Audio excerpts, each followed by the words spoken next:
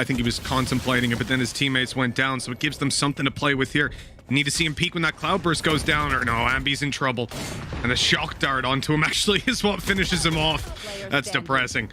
Well, it's only David P left with that rifle he saved in the previous round, and it doesn't look like he has much choice but to do the same. It's a 1v5 yet again.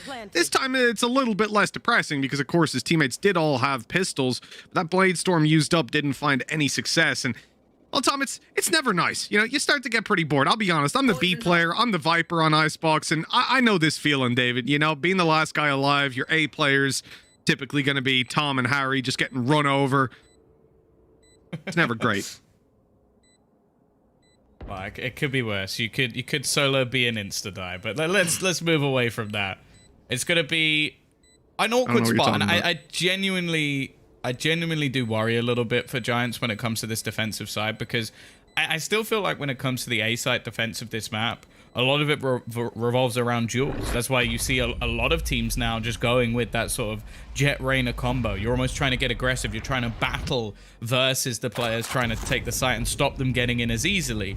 Well, if you're going off of duels, like, I think Yumpy and Scream are arguably the best entry duo in Europe if they're both picking up these, well, I guess duelists. So it's going to be a little bit tougher to really win a lot of those battles. And what we've seen so far is when they do just almost full hit straight into this A site, it's not even been close. Like, they've just been out fragging them. Yep. Just running over them.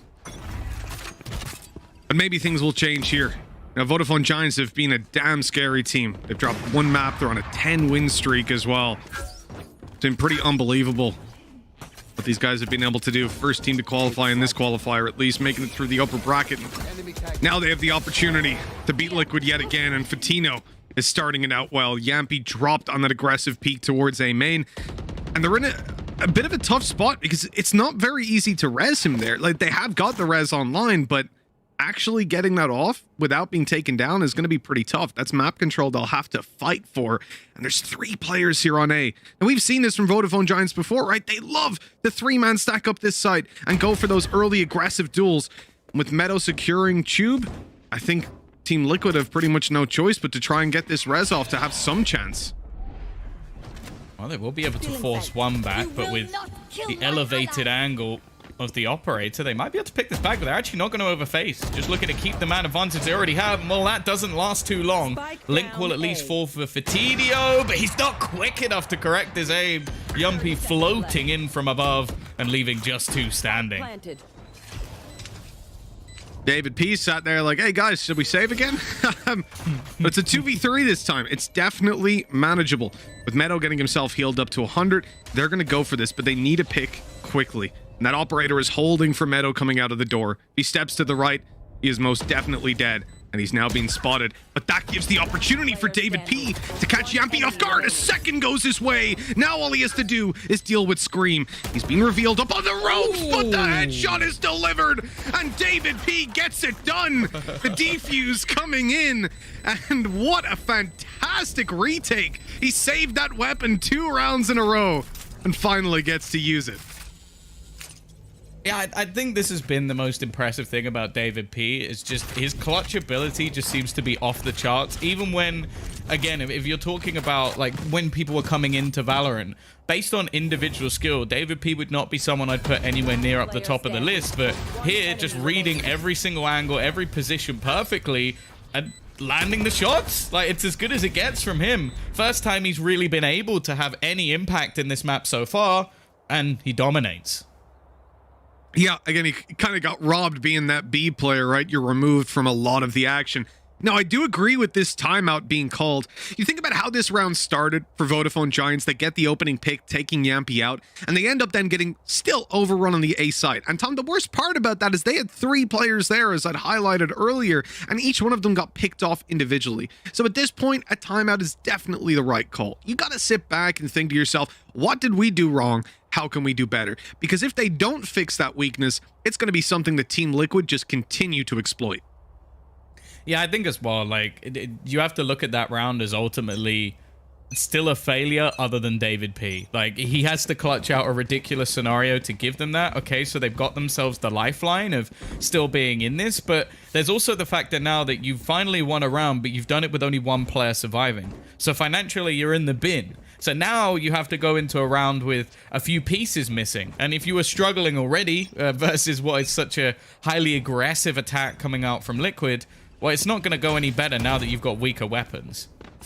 Now, we talked about this from Team Liquid, the fact that they might just keep exploiting that A weakness.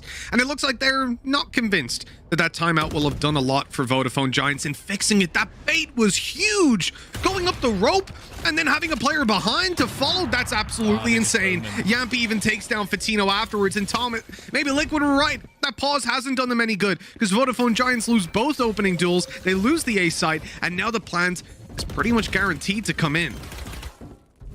Yeah, well, I fully expect now we're just going to see an A site rinse for the majority of this half, because as of right now, there has been no response from the Giants other than a clutch, like other than a 1 versus 3 victory from David P. This time he's not even going to bother rotating because, well, what's the point? Like, they've got to try and save some weaponry through into this round. They've lost complete control of the site. There's already a player watching for the flanks. In fact, I'm not even sure that it's a watch for the flanks from Solcas anymore. I think he's realized, you know what?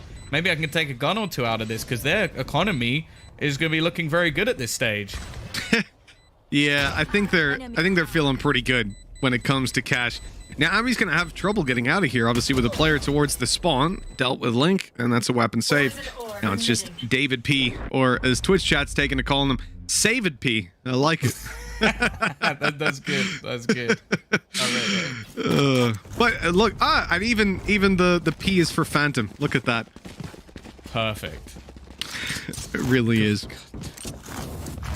Sometimes you're just gonna see like emote spam, and then every once in a while you get a gem from Twitch chat that just comes out of it. So yeah, Saved P, it's come through again, or Saved P, whichever way you want to call it. But yeah, this is looking rough. And realistically, Liquid haven't had to do too much as of yet. They're winning a lot of this off individual skill. They're doing well to bait out some aggression from Giants, and they're getting a lot of the opening kills on their attacking side. This isn't like they've changed the meta of Icebox, revolutionized what teams are doing. They're just winning a lot of these battles, and it's not going to get any better. They've finally decided to head in towards this B site, and while obviously there's only going to be one defender here, because why would you be putting more players here after however many rounds in a row going in the other direction? Now, wise move as well up against Pistols to move to B, because long-range fights, you're not going to lose long-range fights to Pistols, are you, Tom? Well, they are. And they've already lost a few. Now things get a little bit scary because this weapon's retrieved. Meadow not able to do anything with it. Down goes Ambi, and Fatino's last alive, dashing up behind them. But they're ready, and oh my God! Fatino's got both! The Blade Storm's online, and it's a 1v1. I haven't even planted.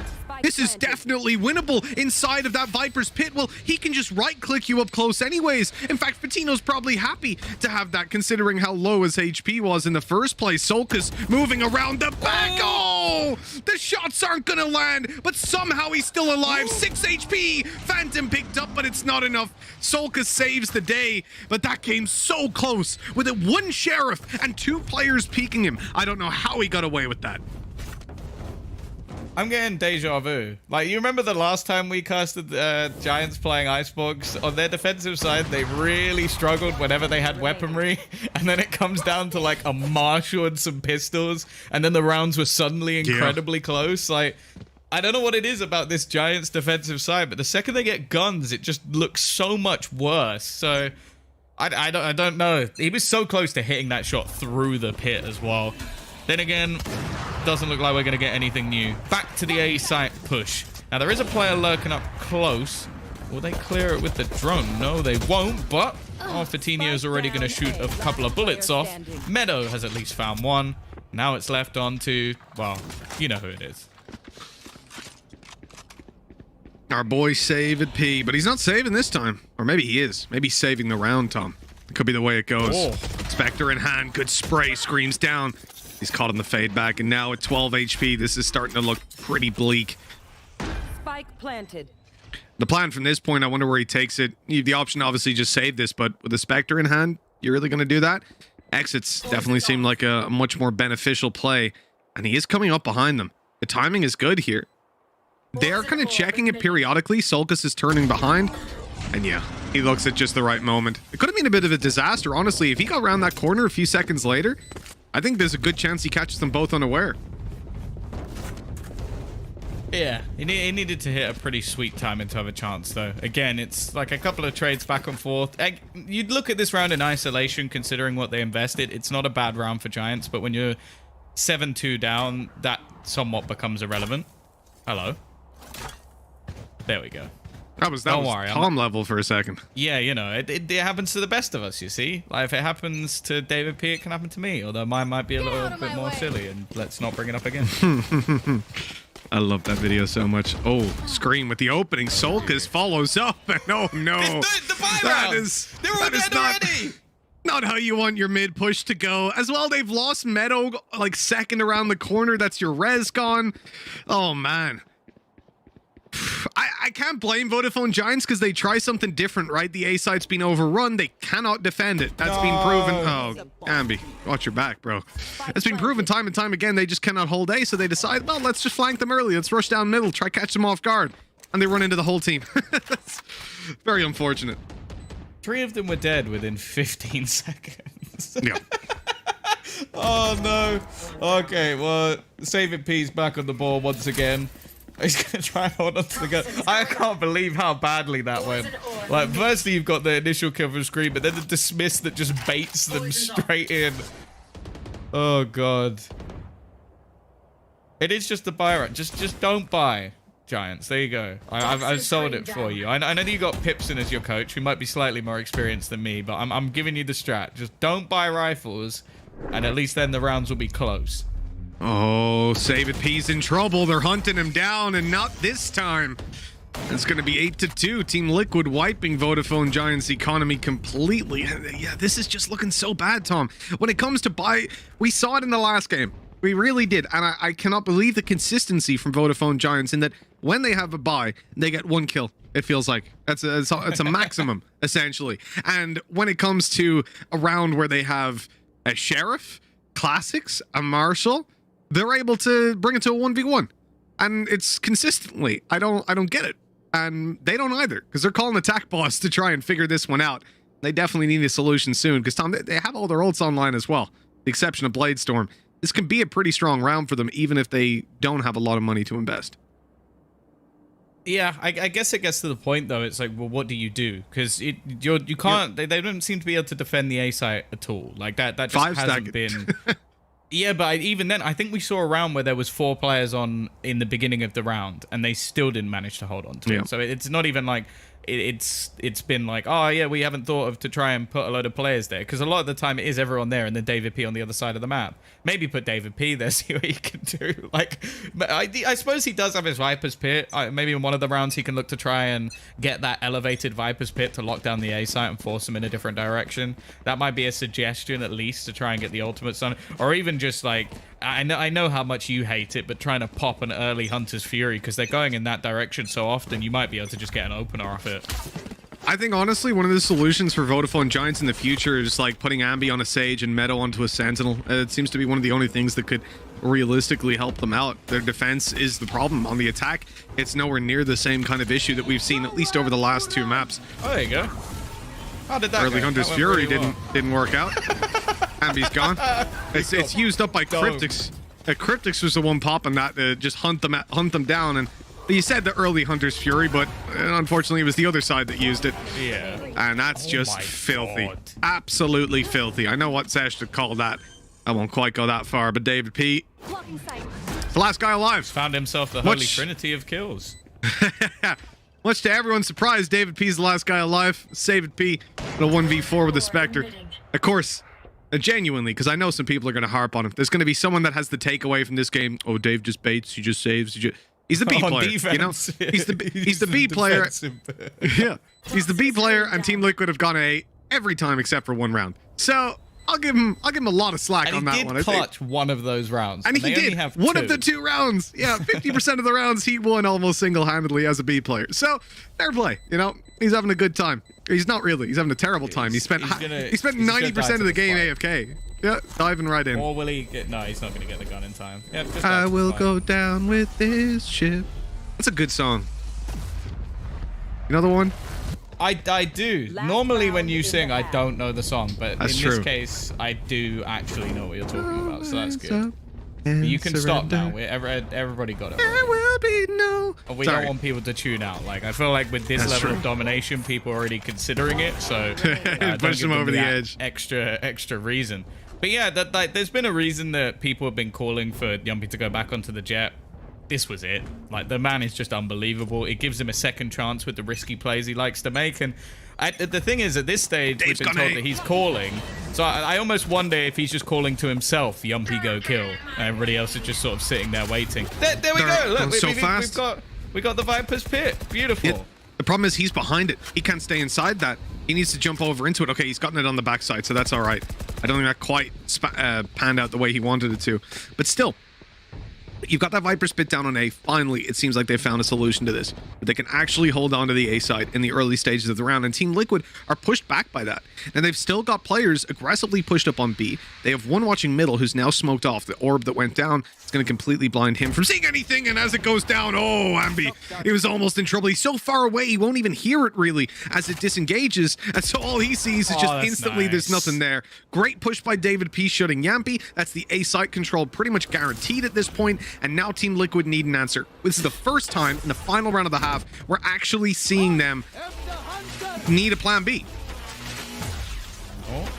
Oh, Nice. dodging and weaving, but it's not gone too well. Hey, they popped both the ults I wanted them to. I'm happy now. They 30 took an seconds extra left. round, but they've got themselves a couple of opening kills. There's not a lot of time for Liquid to do anything here. And with the current positions of the remaining defenders, it's going to be really hard for them to get anything done. Meadow already spotting the kitchen push, and they've got Hoodie in the spawn as well. I don't actually know what Liquid can do here, but it's the last round. They've got to try something. 10 seconds left. Oh, that snake bite lands right on Hoodie's feet. Like a heat-seeking missile. Patino good for one. Now they've no idea about back yellow, but Meadow almost whiffs it, leaving Link alone. A 1 versus 4. A res online, but hey, he's not going to have a chance to use that. What? He had no idea where Fatino was. That was an awkward duel. But in the end, it is going to go to Vodafone Giants. They will secure a third round at long last. All it took was the Viper's Pit on A to stop Team Liquid from going forward. Maybe a little bit late finding a solution there, Tom, but now they've got their better half ahead of them. Sides. Yeah, that is true. Again, if they get a pistol win here, it's not really the end of the world. Like, you can definitely still bring this back. I think if we were looking at another map, like if this was a split and they'd just done a 9-3 attack in half, I'd be calling it done already. But Icebox has been proven to be fairly difficult to defend. Like, a lot of teams revolving around a solo Viper hold in a lot of cases and having to try and get very aggressive on the A site, which, hey, they definitely have the players to do it, that's for sure. Like, the idea of Scream being able to take some risky peeks and still get out of there with the dismiss is something that's quite exciting.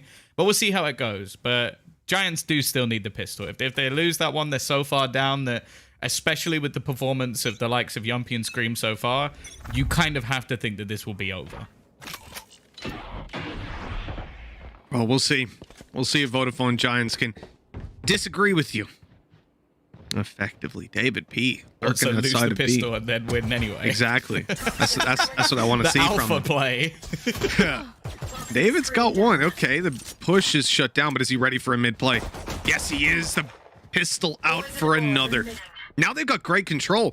Thinning out this B defense, they have the option to go back if they want to and make that rotate, but it looks like they're still going A. B's open All right, now. David's David. just solo killing everyone. My God, they're still running into the A site by the looks of things, but now they've spotted out one on the back. It looks like they're going to rotate. They're going to move towards B. It's completely open. David P's covering flank through spawn. This should be a round for Vodafone Giants. Look at where he is. Oh, no. Wake up. Yeah, I was about to say he's incredibly low, so I don't know if it was tunnel visioned into a different part of his Scream, but he's giving them away back into this one. And Scream's actually going to get the boost as well of having that extra armor, at least for the moment. Now, breaking the wall with a ghost, I think he'll run out of bullets before he does it. So they're just going to have to try and play around this a little bit. There is another ghost on the floor for him to maybe retrieve, but he needs to try and find a way back into this round. He's also out player standing. of abilities. So it's just going to have to come down to the headshots. First, we'll go his way. We've had some close pistols, but it is going to be Giants closing things out. And again, we now look at another round that I feel like it's just won by David P. Yeah, I think I'm right there with you. The mid lurk, B lurk first, then the mid lurk. Absolutely fantastic work with the classic. Yeah, well, except for the A site, but he's been doing that the whole game pretty much. He doesn't like A. I want to see how many deaths does he have right now. It must be very few, like 6 or something. He saved so much. Yeah, that's true. Oh, see you later, Soulcast. Coutinho looking like getting into the zone a little bit here. Nice shot to start things off. Full rotation coming in, of course. Gun here. David P is going to be on the other side of the map, potentially just trying to catch any rotations, but they're all coming in through mid and defender spawn, and then one player holding to try and stop any of those late lurks. This is a big force buy by Team Liquid. They've invested. It's not a full force. A lot of they're all playing without armor, but they have those marshals. They have the sheriffs, the ability to do serious damage. Already taken down David P's lurk through mid. Oh, the player's spotted, but the shot's not going to land. That's a rarity when Yampi's on the scene. He still has the dash as well, so he can play much more aggressive on these initial duels. And they're just lined up. They're trying to firing squad these players, and prompt over peaks out of Vodafone Giants. There was the first. Spike already half defused. Good shot by Fatino. Just seems to be so clean when he's using that sheriff. But you know what, Tom? This isn't as good of a round for Vodafone Giants as it looks. Team Liquid bought up a decent amount. They did invest a lot of their credits, but Vodafone Giants bought 3 rifles, Tom, and they got out with at least one. I think the other was the Spectre, unless they just managed to pick it up the last second. I think it's always easy as well when you're looking at the purchases from teams to see a Marshal and be like, oh yeah, no, that's a full buy now. But realistically, it's only a tiny bit more than a Sheriff nowadays. So they're coming in, okay, sure, they don't have full shields on the majority of players, but they do have a pretty decent investment here. Rifles for the majority. And actually, Giants have decided we don't want to play this as a bonus anymore. They have pretty much fully invested into this round. Oh, Judge up close is always a scary thing. That's such a good counter, man. Snake bites, shock darts, everything coming through to deal with Solkis, and he is down and out. And Team Liquid playing back towards the B site with 3 players on this side of the map. Much more passive hold on A from screen than you'd like to see, really. But it looks like Vodafone Giants are committing. They're running into this B site. That's going to work well for Team Liquid, or set up for early retakes. But they won't be able to deny that plant. They're going to need to try and take a little bit of space here. The problem is, again, they don't have much utility that's going to be able to force players out. They can go for the same sort of strat with the wall, and they also have the shock darts to try and chip them down a little bit, and that seems to be the plan. Just basically sit back and just try and defuse it. They're sticking it all the way this time, and there is nothing that the Giants could do about it. The round already over, and Ambi at least trying to hold on to a gun. I don't think the Judge is what he meant to pick up. Probably not. I should have saved the Judge for my attacking Sova. Hey, crazy clean, though. The fact that they're able to just stick that right under their nose. Liquid had a clear plan there, and that's double walling it up, diffusing between the sandwich. A nasty thing to see. It's cool that we're seeing Liquid basically actively save that piece of utility just for after plants. Like, a few teams have been doing that, but a lot of the time it means that you're leaving other portions of the map a bit more open. Like, for example, you would normally wall something like Tube just to make sure that nobody's playing a lurk through it. It means they have to be a bit more careful versus someone like David P, but okay. Ambitious. Yeah, that was ambitious. I like it with the Blade Storm going up above, but this time Scream gets the better of him. Cryptic's firing away some shock darts. Gonna light these players up. Doesn't look like he's finding all too much. As they come through the choke point, it's being mowed down. Vodafone Giants 2v4. Meadow, good kill on the backside. Okay, this opens up some opportunities. They have a wall at the moment, and they're about to have the res online. They go, oh, Meadow. Right through. That is huge because Ambi's back online now. They're able to get the plan safely, and even with Link's flank, he has to come through the Viper's pit. if they're playing inside it, but one's up close. They're stepping around. It looks like they have absolutely no idea that Link can be on the flank already. The timing is huge for Link, who's catching the planter immediately. And falling right on back, the slow down on the floor just to make it that little bit more difficult for Vodafone Giants to get that spike retrieved. And oh, Solkus from the top rope drops down and takes a double. That's 11 rounds for Liquid. And Vodafone Giants are, well, they're starting to sweat a little bit, I think. It seems like Link can even lurk when it comes to the defensive side as well. Like, again, the timing of the flank couldn't have been better, denying the plant, and then, well, you could see the grin on Soulcast's face after this work, because it's such a risky play, but the fact that he gets Viper just makes things so much easier to pick off Ambi as well. That was a much better buy coming into things as well for the Giants. So the fact that they've lost that based off the majority of the rifles, they now need some sort of hero play because they are in a bit of trouble. Not the best of rounds to need it as well. When Yampy has this Blade Storm online, it can be so dangerous. And there's the first with Meadow down. He goes up for more. He will be shut out of that. Quick shot by Ambi. That was a headshot with a Sheriff. You love to see it. He's going clay pigeon shooting. Oh, Cryptix is going to try to play around this drone. Does it perfectly. Just falling back afterwards. His teammates coming in to support. I mean, Vodafone Giants need a way in, and that wall is going to make it so much more difficult. You're losing HP as you go through. Can't really fight this together, and David P is taken down up above. The chances are starting to really fade away. Oh, the recon. It doesn't get any burst off, though. That would have been the end of the round if it did. And Link is on the flank again. They are not aware. They're completely unprepared for this kind of a play. And so Hoodie as a 1v4 to win out versus all ultimates. And then, yeah, there was just no way. 12-5 we go. And Tom, as I said, every single ultimate is online for Team Liquid now, with the exception of Blade Storm used in the previous round. So I don't know how I'm feeling about Vodafone Giants' chances of 7 consecutive. No, I'd be incredibly surprised, especially because, well, they are going to have themselves a purchase, but even so, actually, you know, it's better than I thought it would be. They don't even have anything missing. I think they've even got every single piece of utility. But yeah, in terms of ultimates, they're very far behind. Maybe a couple of shields missing here and there, but they're now up against the Yumpy operator because he didn't even need to buy into the previous already. You're gonna see the oh my god, he just got 2 at the this is done. Let's just at 12-5. Yeah, at 12-5. This is not the start to the round that Vodafone Giants wanted. Gets both kills. Yeah, I think at this point they're definitely looking to map 2. This is not somewhere that Vodafone Giants are immensely comfortable. We knew that. And I think it's important for the people out there, for the chat, for y'all viewers to know, like, if you're not too in tune with Vodafone Giants, this is a map we expected them to lose. We know that Team Liquid are solid here. Indeed, yeah.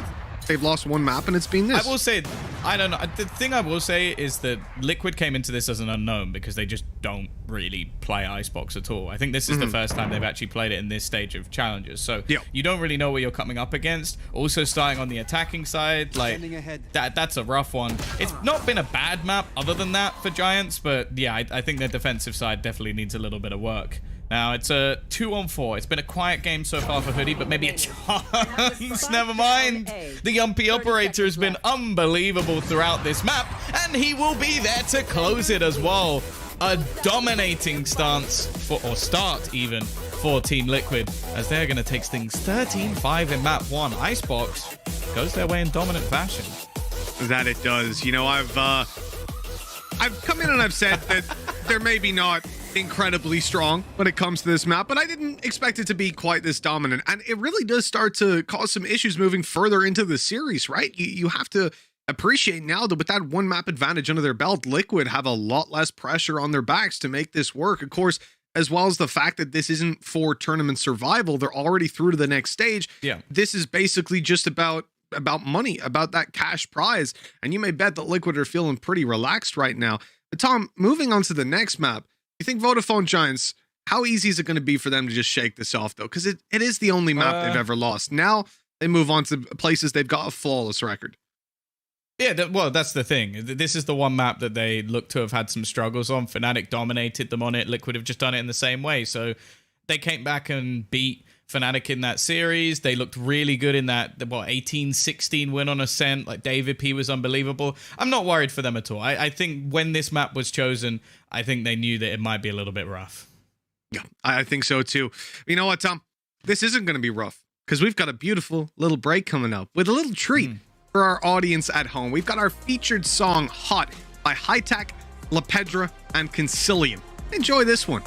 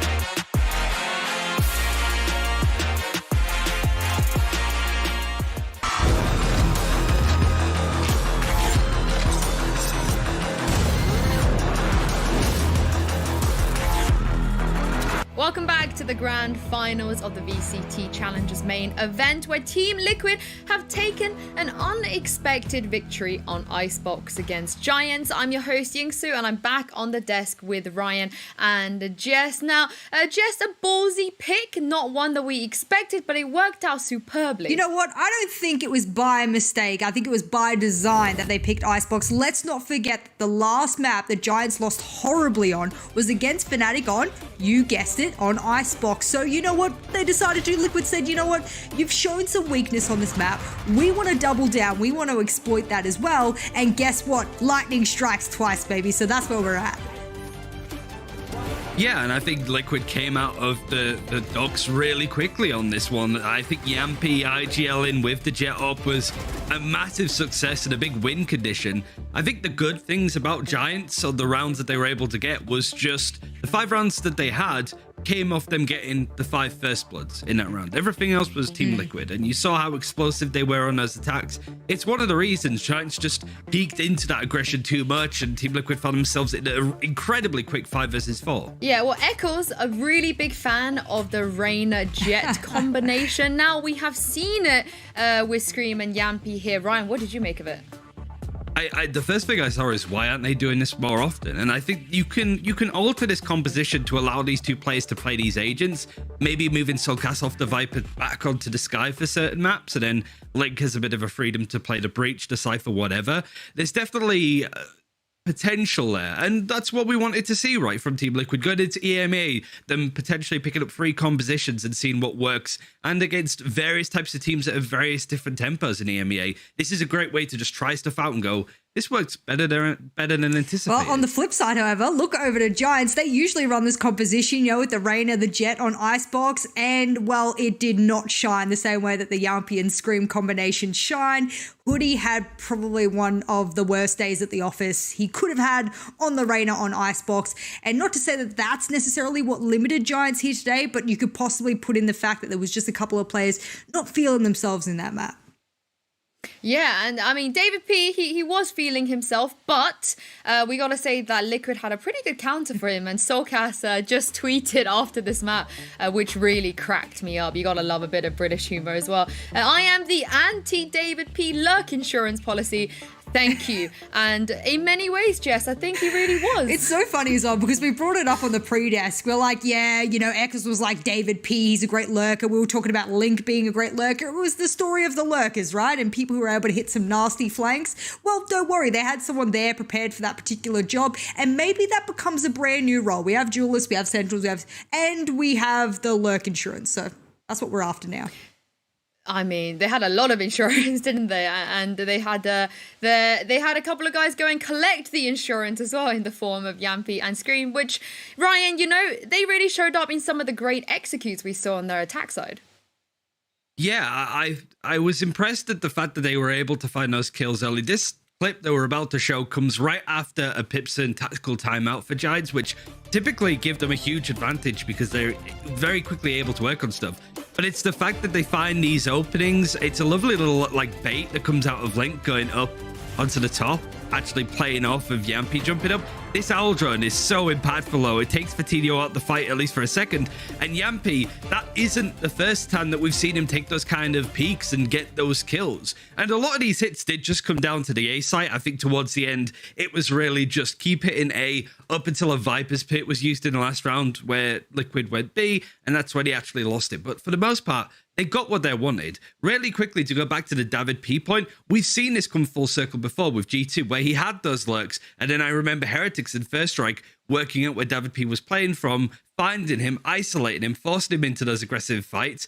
He gets taken out 5v4 for Heretics, and they use that time and time again. I'm really curious if Liquid are going to do that more in this series, or whether we even see teams at EMA just punishing David P's lurks, because we've seen it before. It was a while ago. You know what? I want today to be like the battle of like David P lurks and Link lurks. I know I sound like a Link shill, but I have to. After what he did on Breeze in that best of 5 yesterday, you can't not be a fan for the man. He is absolutely awesome. I really love what I'm seeing from him. Of course, not necessarily in the agent to do so on that particular map, but moving into the future maps, I think there's more possibilities.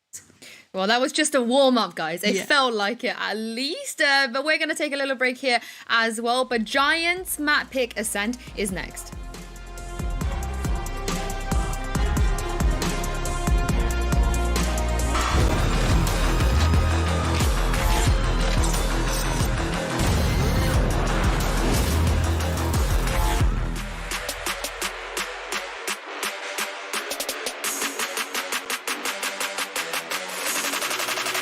Count that big bang.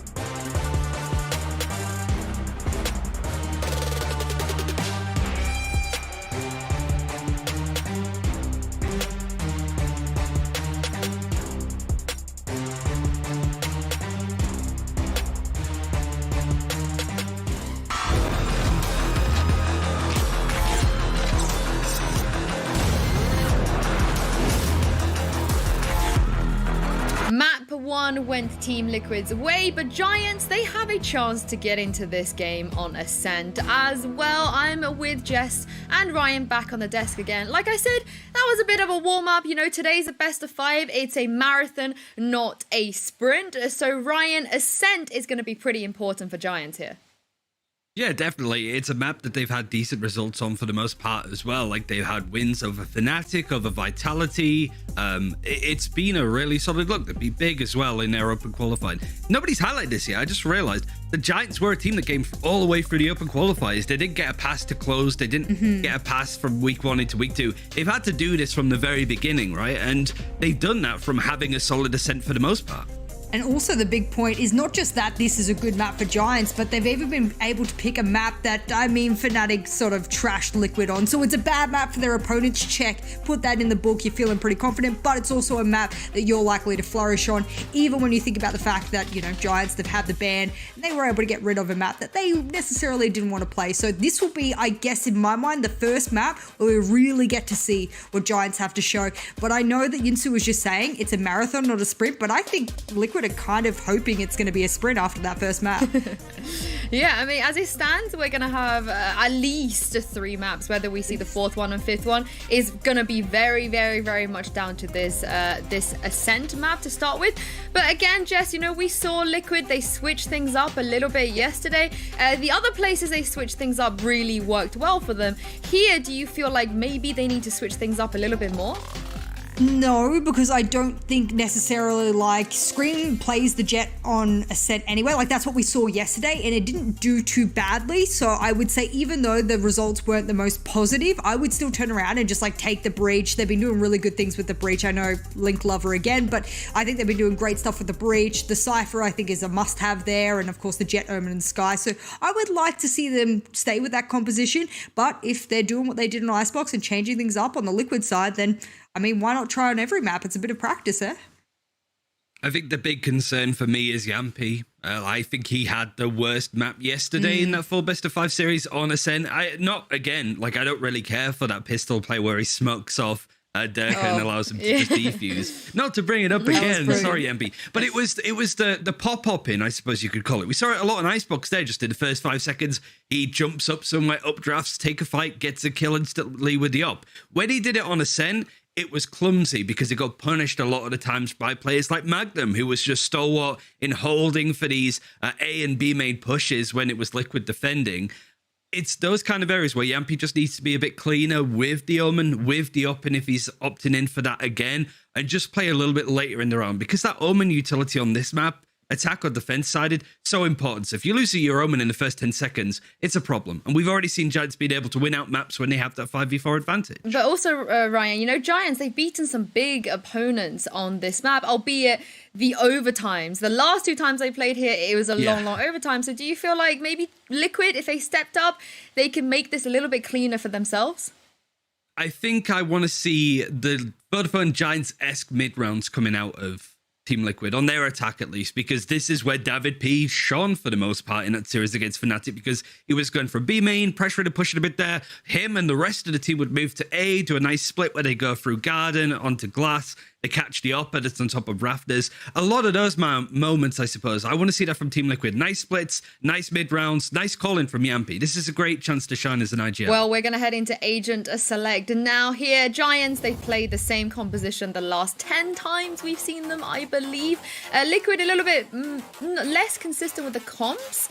But looking at it here, they've done it. Echoes. What is this? I feel like Jess, Echoes is 5-headed the entire Liquid compositions all day because it's the Reyna and Jet combination once again. I mean, after what they did on map 1, do you really change it if it ain't broke? I mean, I'm just going over their like stats here. Yampi had like an ACS of 311 plus 8 on his KD, and then Scream was not far behind on almost 280 ACS. So if something's working, if the ball's rolling, if the momentum and the inertia is, you know, flowing for you, do you really put that at a stop? No, you just skip all those train stations and keep going.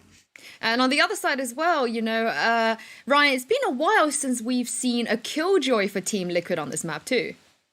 Yeah, definitely. Even sort of seeing Soulcast move over to the Sova instead of the Sky is a big culture shock. To me, this feels like they're stress testing something. That this is a composition that they wanted to give legs to.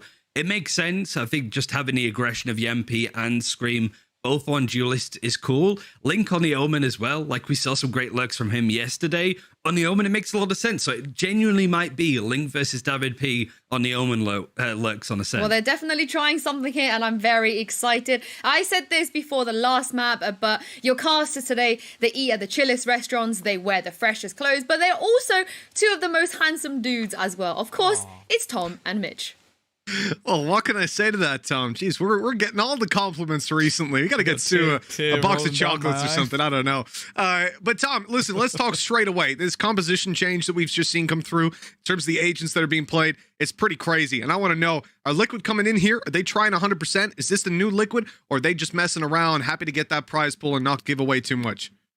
I think Sliggy doesn't mess around. Like, I'll be honest. Okay. I think that they have some compositions which are a little bit more risky, which revolve around individual skill. They know that Giants want to win this. Giants are going in 100%. So this is basically an opportunity for them to test some compositions that maybe wouldn't have necessarily gone straight in when they were trying to qualify. Now, this goes back to something I mentioned before. I think Yumpy's Jet on Ascent is maybe my favorite map to watch him on completely. Like, he is not only a maniac on the attacking side, but when it comes to the defense, I would say he's hands down one of the best operator players we have in Europe. Like, I think he can become unstoppable if he gets rolling. Saw it on the last map. They're giving him the chance to do it again.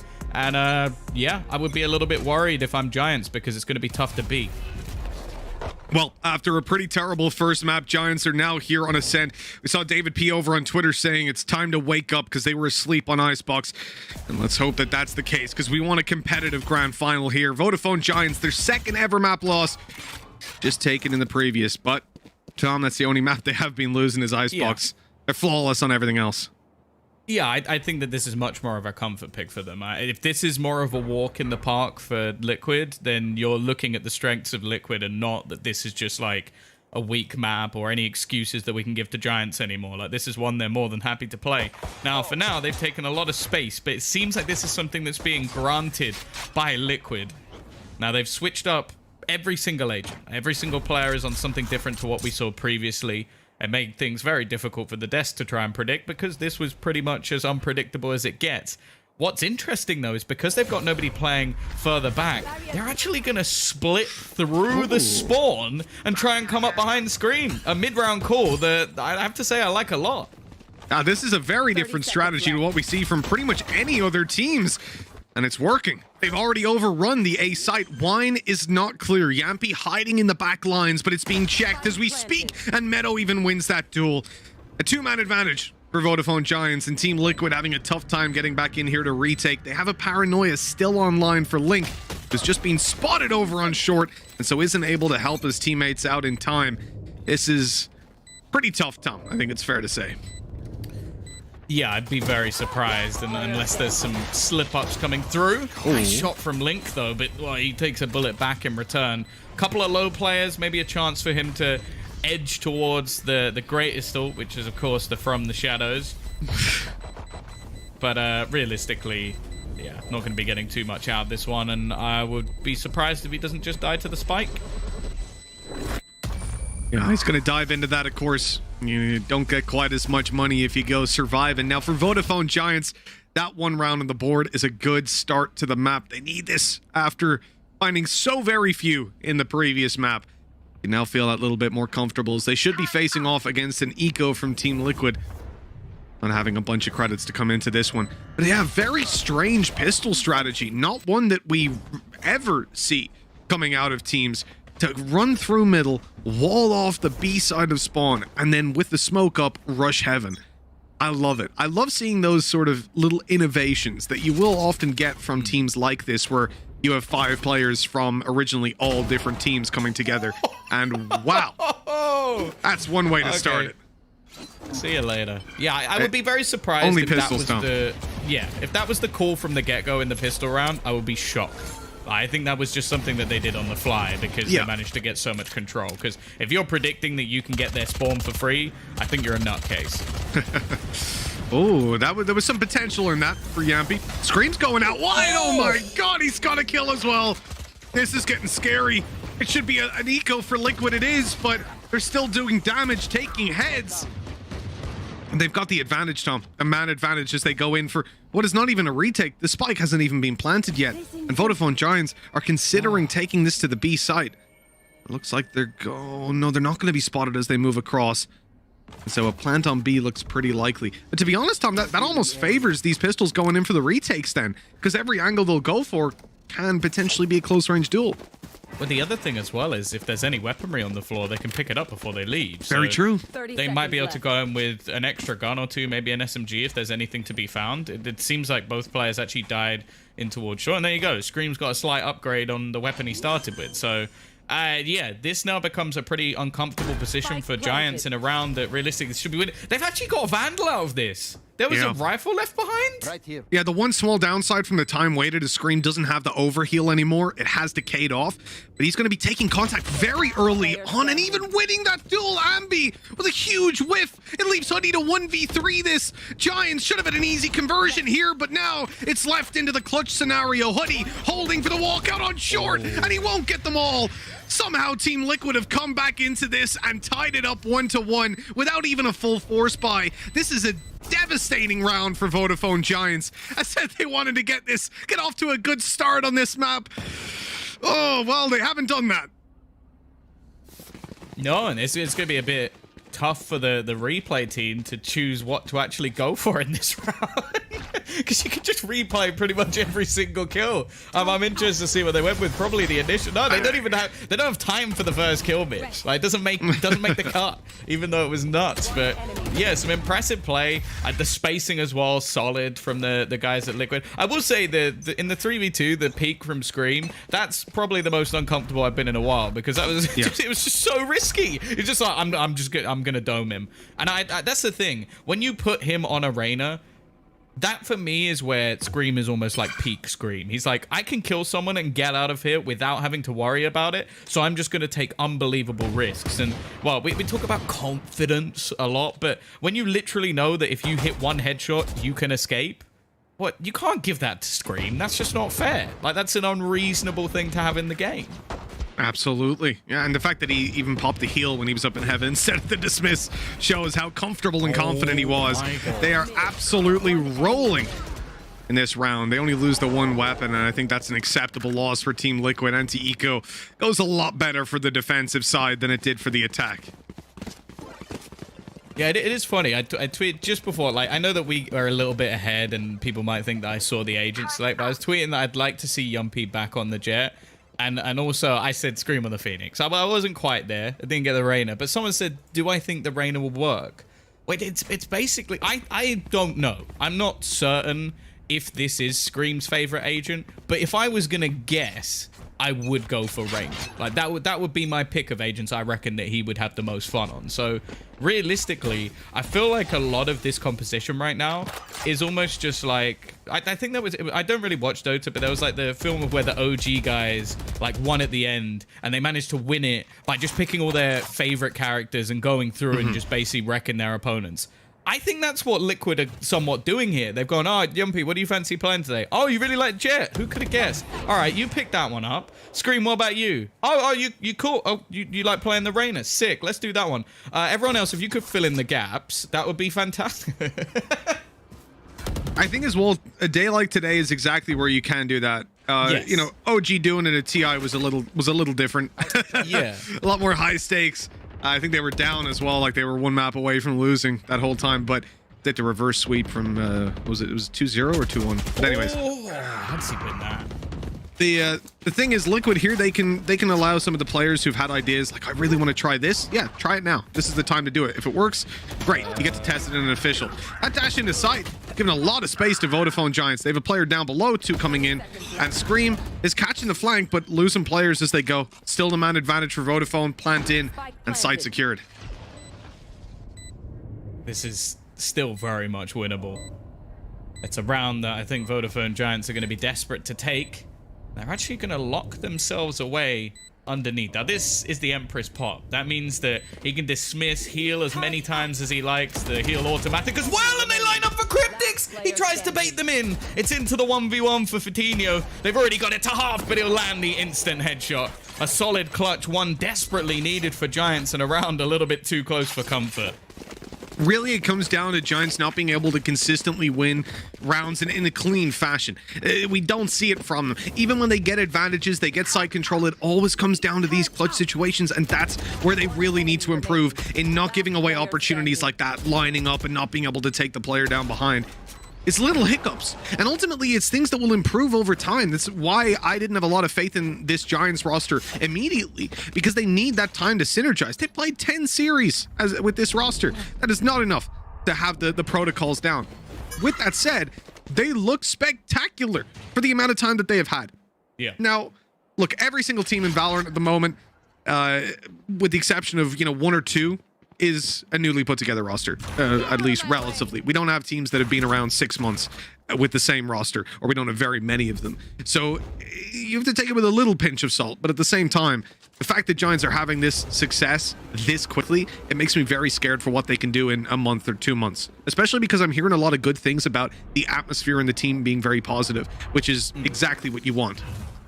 Yeah, I will say, I'm going to be intrigued to see how long they can keep that up, because I think when everything's working, when everything's going well, it's very easy to be positive. Yep. So, well, we'll see if that changes, but not saying it will.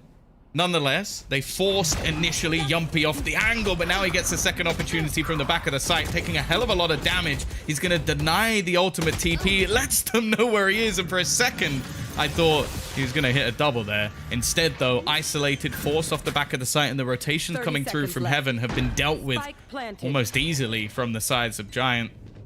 And I don't know, are they actually going to go for something here? I guess Solcas. Wow. I mean, you'd still want to save, right? At least Cryptics is going towards the B site. Maybe Solcas wants to play an exit. I don't know if he even jumps into the spike, though. Oh, he has light shields. That kind of changes it a little bit. It depends. If he's comfortable playing with the judge in the next round, it might be worthwhile. I can't see his credits, so if he can drop someone over as well, it'll make a difference. Oh, there's a rifle on the floor. Well, that's free. Get out of there now. Yeah, time to save. Yeah, it makes all the difference. Worth it in the end, and well, for the remaining players of Giants, they're not really going to be hunting down too much. Obviously, the last round only being won with one player alive.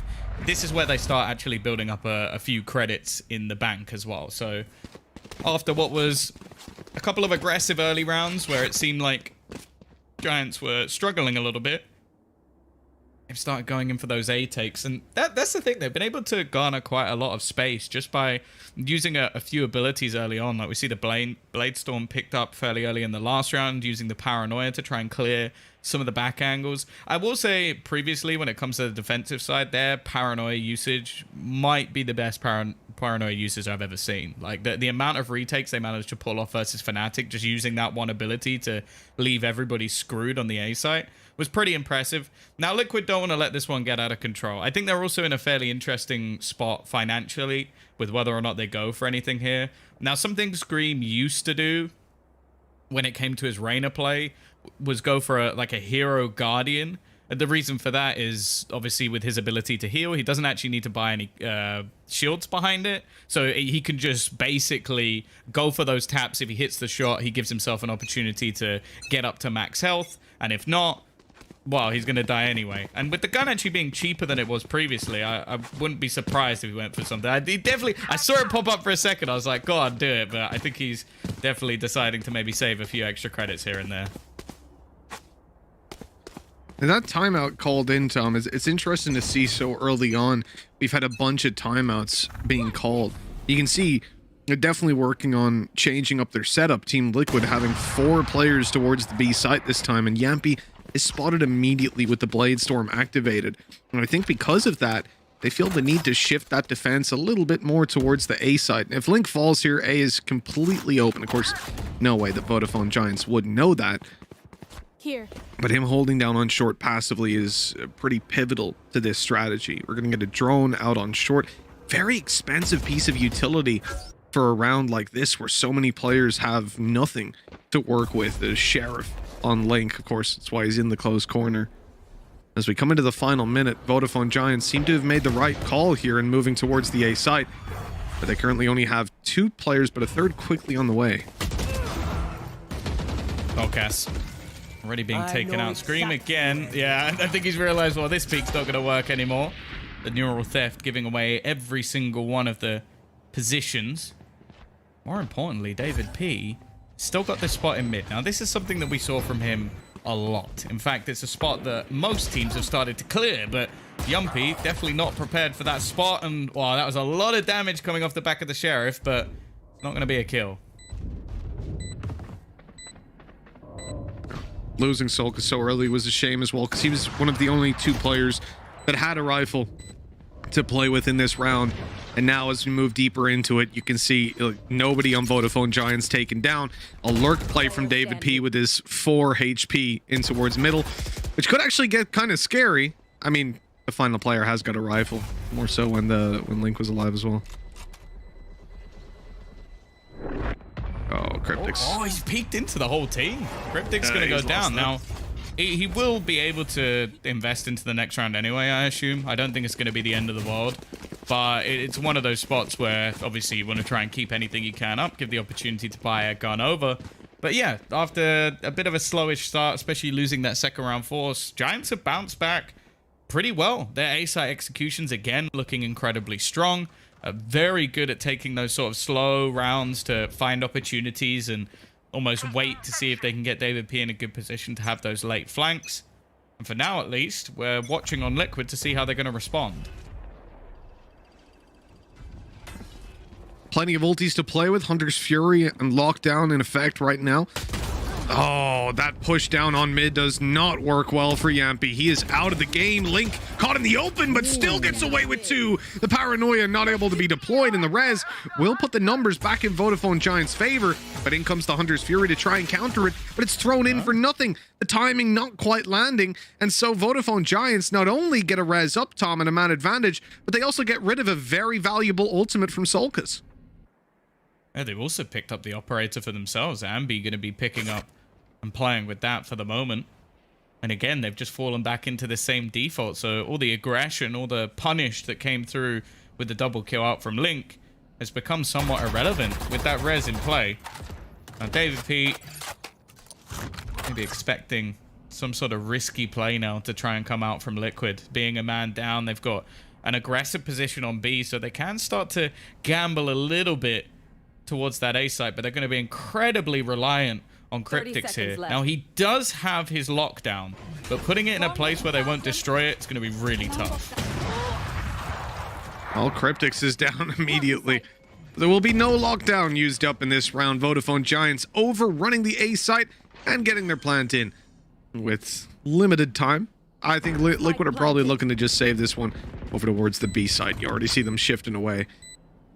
It's been a pretty poor start. I mean, let's remember that Team Liquid won this off of a weak buy in the second round. They lost the pistol, they won the second follow-up, and then Vodafone Giants have been looking nigh on unstoppable ever since. In fact, it's almost like a complete role reversal from what we saw in Icebox, Tom, where they just seem to keep pushing into that A site and finding all the space that they want with a slow mid default.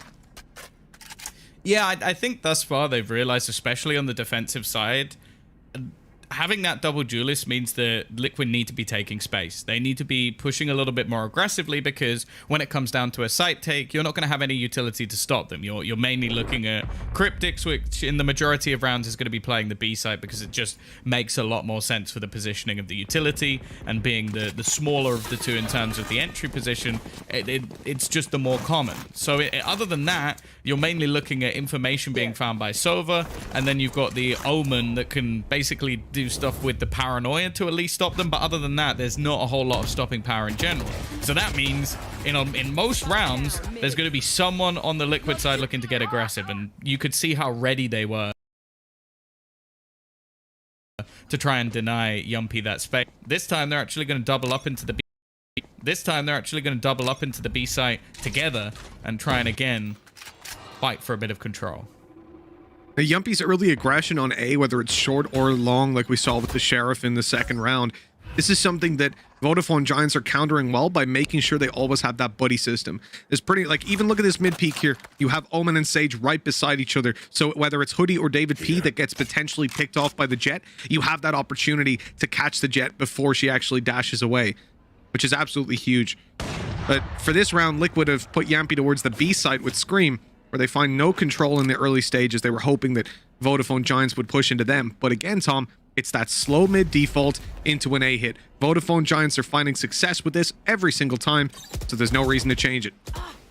Yeah, I like it. Both teams have shown that. They've shown a rinse and repeat. Like, okay, why would we change our strategy if you haven't been able to stop it for almost the entirety of this half? And yeah, especially in this run where it's a bit of a weaker purchase, they're just going to easily walk in once again. Now, Soulcast one of the rifles. There's that same slow orb to try and catch him if he tries to take a risky peek. Even the wall going to be going up. And now they even have the information that there is an extra player up there. Yep, this is perfect for Vodafone Giants. It looks like possibly another flawless round. As Sulcus and Scream have those two rifles, they probably want to save them, especially with Scream being tagged up that little bit more. And Yampy will try to play a bit of an exit. He has an opportunity here. The shot is not going to land, and now they know exactly where he is, but David P still falls. The rifle will be retrieved, and a little bit of disrespect along the way. Looks like they'll get away with all three of these, unless they play a bit aggressive, as I see Yampy is thinking about. 65 HP, Tom, and he's running it down. Not even playing the head peek angle. In fact, he's going all the way in for that. That is ambitious. Yeah, potentially, like, at this stage, they know that they can buy next round anyway, and he might just be looking to bring in the operator. But, yeah, not going to find anything in this case. I think the reason that we're seeing those sort of BM shots is because it's David P in those spots every single time. Like, we even saw tweeting after the last map, it was Soulcast saying, like, it's my duty to almost hunt this man down, and on this map, it's been a little bit more difficult. So, yeah, almost just have that little punish peak for once. But I don't think David P's going to care. They're winning the majority of the rounds. And there you go. So, Yumpy's operator is going to be in hand once again. The question is, can he find some impact with it? Because they are prepared for his peaks. You know, if you can make Yampy think about what he's doing a little bit more, to really make him question himself, well, then you're already succeeding. It's going to be one of the more difficult things to do. Get this guy out of his comfort zone. And he's still going for the A long peaks. But Vodafone Giants have shifted focus and they're looking to push into B. Now, they spotted when Liquid were on the Eco, the Cryptics was playing the A site. And maybe they thought that Killjoy had rotated over so that they'll feel a little more comfortable pushing the site. But they've now spotted that turret. They know that Killjoy is here and they're walking out onto the site. The alarm bot down inside of the alleyway as a nano swarm right behind it, but Cryptics is going to need to use that now and block them from pushing him down. The ulti for the rotate to come in. Now he's at least got some help with Link on the backside with him, but Link falls quickly, as does Cryptics, and Vodafone Giants are just looking unstoppable on this push through. They don't seem to have a single problem, not breaking a sweat as they take these sites. And again, a 5v2 for Team Liquid, as they probably have to save these weapons once more, especially with an operator. Yeah, they're just getting rolled. It is looking very much like the previous map. Like, the fact is, this was just a very slow walk into the B site, not holding into mid control so much anymore. But the fact is that there's been a lot less of a battle for it because Giants have won every single time somebody has tried to challenge them in middle. So it's almost put Team Liquid back into spot, and they use that to almost go, okay, well, if we now know that you're not going to be fighting for that, you're going to have a lot less information, so we'll just do something completely different. And I think the main almost indicator of that, Soulcast had no idea they were that deep in B. There is absolutely no way that when he's peeking from spawn, he expected anybody to be right up in his face. So they are now just catching Liquid off guard with just variations to their strategy, finally going into the B site. And yeah, like, Liquid are looking pretty rough. And especially, like, it was mentioned on the desk that in recent times, like, this has not been a good map for Liquid, which in my head, I was just like, oh, no, yeah, you're right, but it feels weird because this was their map. This was the map that if we ever saw Liquid play, and I mean against anyone, we were going, ah, they've got it in the bag. This is the insta win. I think they smashed FNATIC on it like multiple times in a row. Like, this was such a good map for them, and it just seems to have fallen off so far. Fatino's really up in the pace on this. And the push into the B site. They've already got the opening kill, Tom. It feels like the round hasn't even started. Solkas, luckily, able to spam one down through the smoke.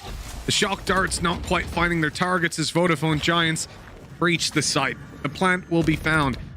Oh, but he goes down as well. He was kind of close to res. If he got the plant, then he's only 2 away. But with him down and out, this is going to be much more of a raw round for Vodafone Giants. Definitely the biggest challenge that they faced so far. They get the site, they lose players on the way. David P lurking in towards main is smoked off, and with an operator going through that isn't exactly an option. Oh, as he smokes off Market, Fatino catches one, and now the push out is going to be so difficult for Team Liquid. They need this flank to work out from Link, but he's already been spotted. Now he's being held down. The frenzy out for David P, not even using that operator on the behind peak, and Scream's got it all to do, and David will quickly take him down. 8-2 on the board, Tom. And you're right, this map has definitely fallen off for Liquid. Yeah, GG go next. Like, this is so rough. Like, especially considering that the 2 rounds they got were the force buy in the second and then the follow-up. That's been it. Other than that, it's just been a streak of rounds coming out from Giants. What is that, 7 in a row now? Like, and this was easily the best opportunity for Liquid. Like, Fatino gets 2 kills there while on 60 HP and wide swinging. Like he just swings out to fight them. Like, and the thing is, if he doesn't, David P is almost definitely dead, because he would have been completely surrounded by 2 different players with an operator. So I don't know how they come back from that and make it look so easy. And again, every single piece of aggression that Liquid is going for is being punished within seconds. In a round like this, it's not really the biggest of deals because of what's invested. Nice shot at least from Link. No way he deserved to get 2 there. That's unreal. And Scream actually ducks back in and manages to dismiss out of there. Somehow, again, this is looking like one of the more viable rounds. Fatino, interestingly, is backing off with that spike. And the swap over to a rifle for Hoodie. Looks like we'll see a bit of a heavier rotate out of them. If he can find just 1 kill now, the ulti will be online. He can res up and even the numbers. And again, there's only that 1 rifle for Team Liquid on Scream. Other than that, they're playing with pistols. So the advantage still sits relatively comfortably towards Vodafone Giants, and they're going to go for the plant to get Hoodie's res online. This should be easily obtained. And the question is, where does he res? Possibly the corner close to the door. Lockdown comes into effect. This is where the res is going to be popped up, but they're already swinging him wide, and the kill is found. Hoodie is down, leaving it all onto Fatino. He's got to make a move quickly, about to be locked out. As he moves to the back, this is where they start the defuse, forcing him forward. He's got to take the peek immediately. It's halfway already. Nice shot, and he's quickly out of there. The dash not online, but he doesn't need it. Fatino putting 9 on the board for Vodafone Giants, and the domination continues. Before the switch. I don't know how both of those hit. Like, that was so clean that I'm almost just gobsmacked at how he managed to make that look so easy. That was unbelievable from Fatino, and, well, we've seen so much of what this man has got in his locker, but yeah, just easy. Just easy. And again, it's a round that looked incredibly good for Liquid, and they've just let it slip away. And Fatino playing, well, perfectly in that after plant scenario, but oh, now Liquid 9 and 2 down. It is their opponent's map choice, but as said, like, this was always their home turf. This was always a map that they looked incredible on. I think they're gonna have to go back to the drawing board when it comes to testing new compositions. I really... Oh, well, I can't make that point now because Link's about to take a fight. He's swinging aggressively, about to go into the Hunter's Fury and get tagged up. That's such an unfortunate shadow step. Putting it into a 4v4 and up above. David P's TP'd into their spawn and taken out. Yampy, good shot by Scream, but he won't survive much longer. Liquid with a huge disadvantage, so annoying. And it is just crumbling.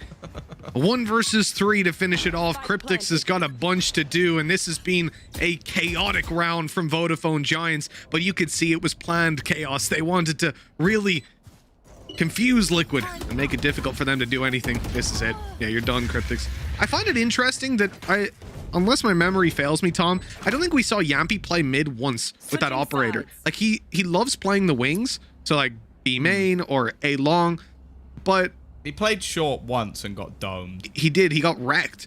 but actually playing in mid, like around Pizza, pushing through their smoke with the dash available. Yeah. That's something that I've seen from him many times before. Yeah, for sure. It's strange they didn't do it at all here. Yeah, it seems like they almost opted to give it up in a lot of rounds. And yeah, it's curious because I can't say that he really... it was something I wanted to see, as said, going into this map, like him performing with that operator, but it seemed like Giants were so ready for it, even though it's not something that he's been playing, especially with the Jet, for a while now. They were so prepared, and I think that's one of the things that have been so enjoyable. As said, like, Giants have not had a massive amount of time to prepare, at least with these players, but they just seem to be so ready for anything their opponents are gonna do. David P. Oh, he went out for a cheeky peek. Actually still manages to get a decent trade-off there. And wow, okay, this pistol is looking very, very good for Liquid. Yeah, fantastic start. Does almost feel like a consolation prize winning out this one. Now they're so far behind, it has to be an incredible half for them to really get back in here. And they have to also not lose this to a clutch from Ambi. He's already got 3, Tom. 47 HP, though. And the flank gets it in the end. Whew. I came a little bit closer than I would like, though. Yeah, for sure. And Ambi's going to get himself halfway up to his Hunter's Fury, which we've already seen can definitely do a fair amount of damage for the Giants here. Now, this basically means that for Liquid, they have had 2 good starts to each half. So, like, normally, okay, sure, they didn't technically win the pistol, but they did win a second round force buy, or, like, half investment that they probably shouldn't have been able to win. So, at this point, them only having 3 rounds is despicable. Like, it's probably one of the most depressing things I've seen in a while, so... yeah, we'll see if they can start something here. Maybe get the engines rolling a little bit. Sorry, I've been casting with Zesht, and it's in my head. Get those off-road tires swapped out for some... yeah, getting the smooth slipstream and get quicker. Well, they've got the slipstream towards the A site. Looks like they've upgraded their Honda to a BMW engine. I don't know if that's an upgrade, but I'm just guessing here. Scream! In trouble, but the dismiss saves his life. He's out of there with the flank still alive, but the pistols up close can do a bunch of damage. Link using still the ugliest crosshair we've ever seen, but this time it comes in red. Puts it into a 2v2. Shock dart through. Not going to get that much damage in. This one's going to be a little bit more direct. And still nothing found. But Team Liquid, only 2 players alive. It's getting scary. Yeah, this Sheriff can definitely do damage here on Ambi. We saw him in the pistol, but he's taken out immediately here with David P all alone. I don't even know if he doesn't want to save this Spectre. You get a full buy in the next round, so it's just about griefing them and dying in the end. At least that's the hope. Oh, no far away, but it's not going to be the 2v4 victory, but definitely way too close for comfort. Like, Liquid wanted to try and use that to almost build into the half, but instead, given some extra ult orbs over, they're also sat now with only a couple of Spectres actually saved through from that. So the question is, Mitch, do they go back in with some weaker weapons and play this as a bonus? Or does this now just become a full investment? I almost feel with the scoreline it has to be the latter, because you can't afford risking giving this one up.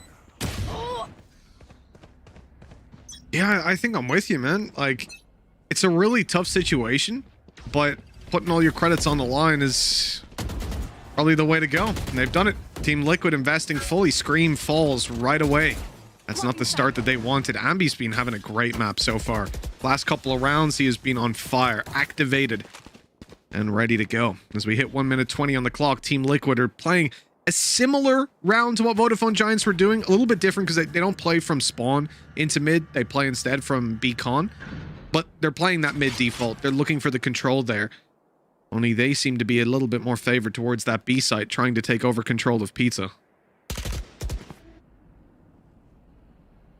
Oh, there's information there from Fatinho. I wonder if they'll just fight into him here. I don't know if he's actually spotted the head. I think he did, but he takes the peek and will lose it. Still going to be 2 players within this B site, although it's definitely not the most comfortable of holds. The dash through, maybe a little bit wary of players still being in main, and the tag up, but it's going to be Ambi to connect the instant shot. This gives some time for the rotation to come in, and if you look at David, he's now coming in from behind, but it might not even matter. Ambi's just hitting every single head that's put into his path. He has support from his teammate, but both fall within a matter of seconds. leaving this in to a 2 versus 2. Spike planted. Not a bunch to play with for Team Liquid. The nano swarms activated immediately. Link inside of his own smoke. Oh, the shots at random through take him down. That is a big shame. I mean, who plays inside that kind of low smoke? You never really see it. The steps are heard. Cryptix knows they're coming from the alleyway, and he's even isolated the first duel. Hasn't got any nano swarms on the spike though, and it's being diffused already halfway. It's time to move. Cryptix goes around wide, sees he's not on it. There's the turret giving the information, and he's gonna just try and play ring-a-ring-a-rosy. Run the clock down. His turret's giving him all the info he needs to evade him and eventually finish Meadow off. That is 5 for Team Liquid. It is still looking pretty grim, but it's a little bit of light at the end of the tunnel. Yeah, no, well played from Cryptix though. Managing to not only isolate the duel initially, but then just play down the clock enough that he can take the full fight at the end. Perfectly playing off his turret. I still want to give credit there to Ambi, just on the site itself, finding 3 kills as they try an entry in. Unfortunately, it just came down to the last couple that he wasn't able to land the shots. He's been someone who's impressed me for multiple reasons, though, and the main one is the fact that he wasn't really a Sova player coming into this roster. Now, I know we saw in the interview, I think it was Hoodie was saying, I think anyone could play any agent, but coming in on incredibly short notice, having to adapt very quickly to picking up a new role, especially moving away from what I believe was like a jet main duelist player, and coming in now as more of a, not support, but a more supportive one than he would have had to been, not being the out-and-out star. This, though, from Link could be fairly big. They've got a lot of control pushing through. Maybe trying to spot if anybody got aggressive. Didn't see anything just yet. And what is a minute investment here? Just making sure that nobody can catch them from behind. Still playing that lurk, of course, even when he switched up his agent. The lockdown active will push them back, but Vodafone Giants are already far back. They're ready for this possibility. Retaking into the site with pistols, though, Tom, won't be ideal. They'll have to try and capitalize on some close-range duels. And even though Scream is offering one, he has 2 teammates ready to fight with him. Link down below. Of course, Yampy on this corner. First kill comes in their way. Scream now spotted in the corner. No doubt they'll try to isolate him and deal with him, but this is where his teammates come in. Yampy taking David P as he tries, and it's about as clean as you'd like. Gorgeous round from Team Liquid to put 6 on the board, but here's where they run into a blockade yet again. Vodafone Giants are going to fully invest up into this one. The good thing is, with that being a flawless round, Tom, at least Team Liquid have built themselves up some reserve of credits. Yeah, of course, they're still in a spot where, like, they don't have many rounds to play with if they were to lose one or to adapt. I will say, though, that this composition, although I was expecting a little bit more from the defensive side of Yumpy, it's still going to give them much more opportunities to, not only for him to take space, but then to also set up Scream to find those initial kills. Now, this is where things change quite significantly for Fatidia. They put out the turret, which I imagine is not going to last too long, but they're still just trying to make sure that they're not facing into that operator. David P, I was going to say gets caught pushing up mid, but instead it's actually his teammate to save him. It's Ambi again. Tino's caught them, trying to move through into heaven. But the deep control lost. They can still get a plant. It won't be the end of the world. But for Team Liquid, you have to look at it, at what they're up against. A Hunter's Fury online for Ambi now. He still has his drone. So if they need that, I mean, the Hunter's Fury is probably not even needed here. It's just going to be the drone to go through and clear the angle. Surely no. In fact, they're going in dry, and Yampy's able to catch the first to dash away. And it doesn't save his life, but it does buy time. Team Liquid are running the clock down as best as they can. Hunter's Fury is going to be activated, and it finds very little to nothing. Solkus even goes through the smoke to take Hoodie down. This is starting to fall apart. Vodafone Giants had the advantage, but now the time is really running out, and so are their numbers. It's all on to Ambi in a 1v2. Oh, this has become a devastating round so quickly. It's gone, and it swings into favor for Team Liquid. How have they lost that one, Tom? I would say it was well played by the remaining players of Liquid, but that's probably the worst retake I've seen from Giants. Like, normally I'd talk about, like, the synergy based off the flashes that they put through, the paranoia that's been so well utilized in spots before. This was disjointed as hell. Like, one player pushing in initially, I think that was Meadow on the Sage, just gets picked off. Then you had another player push through Heaven. Then the other player went. It was just like, you knew the crossfire. You knew where it was. Like, realistically, they should have been able to isolate someone there. And the utility they still had, like, they still had the Sage wall, and they still had, what, the drone? And it seemed like they didn't use any of it. They just tried to almost run straight through. Even using a Hunter's Fury, which cleared out nothing as well. Especially when he had the drone online. I just find it so bizarre that they clear out so much of the map without using it, and then even pop the Hunter's Fury without attempting to tag someone first. It's a very strange round, and one that definitely hasn't yielded the results the Vodafone Giants were looking for. Now, they're left on the pistols yet again in a pretty tough situation. The Bladestorm tries to bridge the gap, but Link, of course, is behind them yet again. They're wondering just how. David P tucked in the corner, hasn't been spotted, but I think his barrel just stuck around so Scream could take him down. And this is, well, it's not looking that clean, is it? Nice shot by Meadow, but it'll only be the one. And so Hoodie has to clutch it, but hey, no better man on this roster. He's had a phenomenal first half. Managed to evade that blind as well. Oh no, they have no idea where he is, and Hoodie gets it. Both kills going his way. 11 on the board for Vodafone Giants, and it's the eco that does it. Absolutely unbelievable scenes here as Team Liquid. They win out all the hard rounds, Tom, and then they lose the easy one. How? How? Maybe they thought that if they leered up, he would just shoot it if he was there, but yeah, the positioning couldn't have worked out any better for Hoodie. Both players being directly below him, they were trying to figure out where the last man was coming from, and well, it's the perfect timing to catch them off guard. They've even taken a pause off of that, because I think they realized, like, firstly, we need to calm ourselves down, because I imagine there was a lot of screaming in the Giants camp winning that. But also, that's like a combo breaker. I feel like you want to let your opponent just sit in that for a little bit. Like, even if you're not going to say much here, I'm sure Pipson's still giving them a great team talk, but you almost just want to allow Liquid to go, yeah, we're just going to take a moment here so you can sit and think about what just happened, because that is not a round they should ever be losing. Absolutely not. No, especially in that 2v1. I feel like Scream, when he blinded, I think he jumped up to clear it, but was looking a little bit too deep because, well, but he'd already walked all the way up into the corner, and that wasn't exactly expected. That's one of those rounds that's going to haunt them for quite a while. You know, they're mounting such a good comeback. Even I was starting to believe at what should have been 10-8, facing into one bye round to equalize things, but now things are far from even. The sands shifting under their feet, and Team Liquid, they're behind, but they're looking for a 5-man push right into Fatino. This could be dangerous. The shoulder peek doesn't get a shot out of him because he's way too deep. Like, he's up against the wall. No one ever plays from there. It's completely unexpected.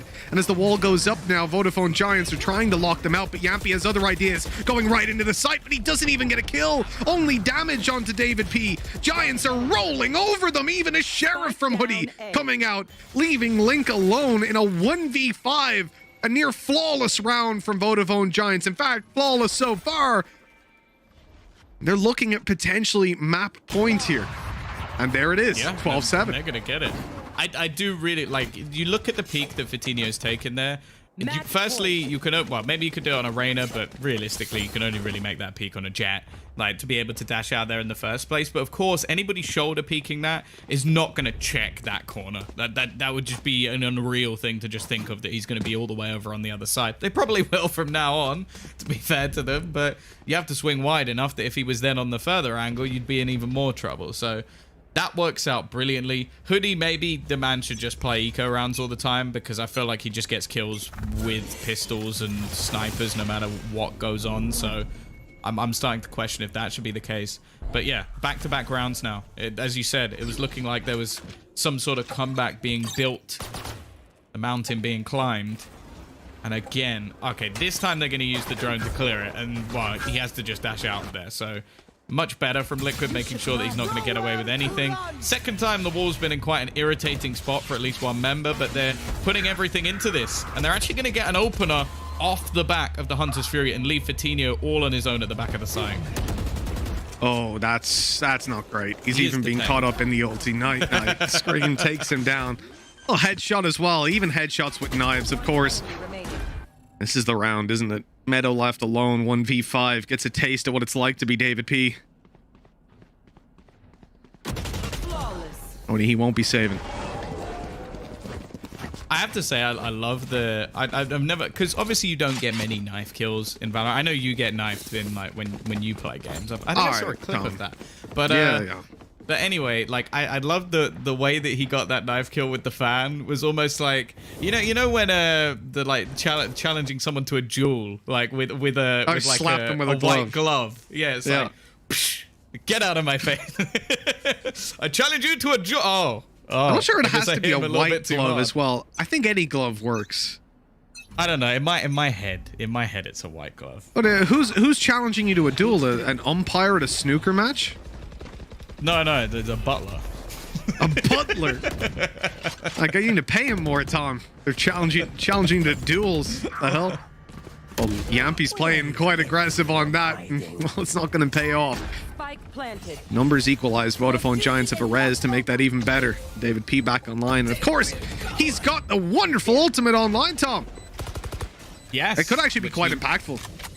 He might be able to go on the flank. That's something that we see quite often. I think he had his paranoia in play, so it gives them an opportunity to try and flash through. Luckily, though, Scream is on the other side. Trades back and forth as Fatinho manages just one kill, and Ambi's just going to go peeking in, but Link is just landing every shot handed to him. It's left all onto Fatinho, and this time there's nothing to be had. Liquid might have had a couple of blips on the radar on their attacking side, but they're very much still in this map, just 3 rounds behind. It is starting to look more and more doable, isn't it? And with Vodafone Giants investing a lot into that previous round, Team Liquid are definitely going to be feeling vitalized. That res in particular being out. But with how well Hoodie's been playing, I don't think it's going to be long till it's back online. Possibly he'll get it up by the end of the half. But as we have 3 between them, look at the money for Vodafone Giants. The credits, the creds, they're not sitting pretty. I think that's about to change. Yes. Because it's going to be challenged by Fatinho, which makes a lot of sense as Nico around, get him that Blade Storm, give him a chance to roll through. Now, the turret on the other side normally wouldn't be a problem, but he only has 100 HP, and unless he gets out of there very quickly, he could legitimately just die to the turret or to the man waiting on the other side. So, in this case, not worth the risk. But yeah, there really isn't much online in this round. And actually, for Giants, they're very far away from most of their ultimates and will be, especially after this round. So they're going to want to try and at least make this one a little bit costly. Ambi is going to get spotted. Still has some utility to play with, so not just going to dive in and... Oh, he's going to know that the drone is coming, but I think he almost wants to sell this as a bit of a ruse. Not going to work out, though, as Cryptix already finds that pick, and, well, that's basically the deadliest weapon out of this round already. Yep, the one thing that was truly scary is now gone, and Vodafone Giants have to fight back with pistols. Now, a Hoodie on a Sheriff is always going to be scary, but he gets blinded up before he can really get the jump on Link. Dealt with, and now it's done and dusted. 12-10. Team Liquid, they win at that one as convincingly as they needed to, really, with 4 players still alive, and now Vodafone Giants get their full buy up. This is going to be a full investment. And then the final round, if they lose this, it actually ends up kind of equalized. Like, Vodafone Giants will have a pretty poor economy. They'll probably have to play with your Judges and your Ares, those kind of scrappy weapons. And that'd be perfect for Team Liquid to take it across the line. Scream's got an Odin. Now, I don't know if this man's really after my heart, but... Does he know who he is? Like, he's playing with it. He's picked the gun that doesn't one-tap. Oh, well, he's shooting people through the wall, so I guess that's fair. He's just stripped Hoodie of his armor straight away. Oh, did he buy it just for a matter of seconds? Just for that? Just for nothing else? Just for that? I guess they have the extra finances to do it, but that was minimal. Unless I missed it and he did sell it and just did that with a rifle. Yampy's avoided this drone completely. They're not going to push up on it, though. Of course, they've walled pretty deep. I think this might cause a rotate, though. And you see Team Liquid instantly start to shift towards this side of the map. That spike being picked up. Reyna and Cryptic's on their way. Oh, no, they're on their way to A, actually. They're full rotating and allowing Yappy to sell a little bit of a fake. And it's really selling it because of this aggressive push. David P goes down, and the whole rest of the team had shifted towards the B site. It's only Meadow remaining on A. He has a cam up, but, I mean, it's not going to be much use all by himself unless he at least gets smoked out and then can really use that ping. Team Liquid have so many options, so many doors open to them now. They know that it's a very shallow play on the B side. So going into A is kind of risky, but they're going to TP right to the back side, and Link gets taken down. Meadow's able to peek in for free. No one's watching it. That's a disaster. Liquid now losing another player, but they know there's one down below. They know that they can get Meadow, but they can't. They're running into him, and he's winning the duels. There's only 10 seconds left. The spike has to be retrieved and planted, and that means Meadow has to die, but he's still alive, and he single-handedly won the round for Vodafone Giants. That is 13-10. An incredible solo A play from Meadow, his teammates barely needing to get involved as Vodafone Giants take what was looking like a very convincing map in a tight enough game, but it does equalize them up at 1-1.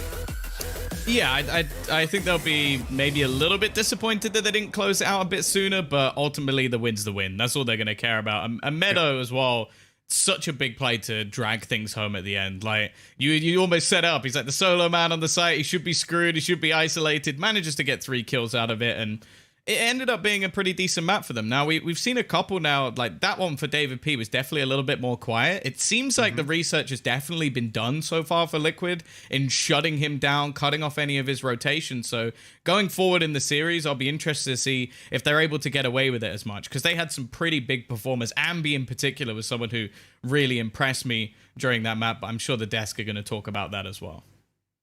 I'm sure they will. You know, I really like Ambi's glasses. I've always wondered, you know, glasses sit off your face, so you can't really see up or down. These guys are like right up on his eyes. They're like goggles. It's exactly what you want. To me, that's the perfect glass. But you know what, Tom? I've heard you've got to go. You've got to run for a few minutes. You got to duel with a Butler schedule, so we won't make you miss that. Instead, we're going to throw things over to a break, and when we come back, the analyst desk will break down that map and let us know what's coming up on Breeze.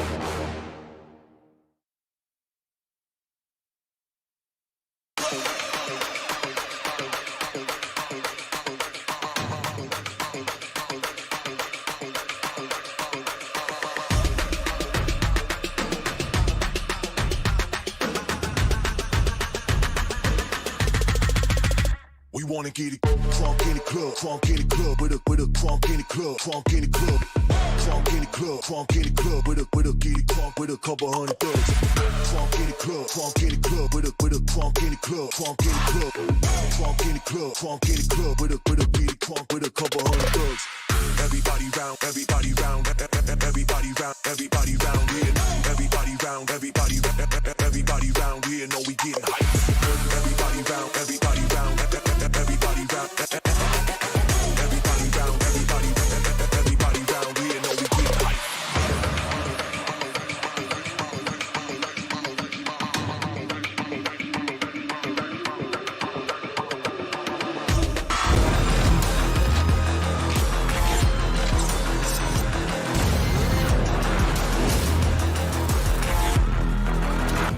What a response from Giants. They managed to level things up against Team Liquid in this grand finals. I'm Yingsu and I'm back on the desk again with Ryan and Jess. Guys, welcome back. And Ryan, we've got a game on our hands now. Yeah, it started off a bit one-sided, certainly towards Giants' attack, but Liquid, I like this new composition because whilst their attacking side is kind of what let them down again a little bit, they managed to actually sort of push beyond, take a lot of space. Yampi's been incredible at that overall.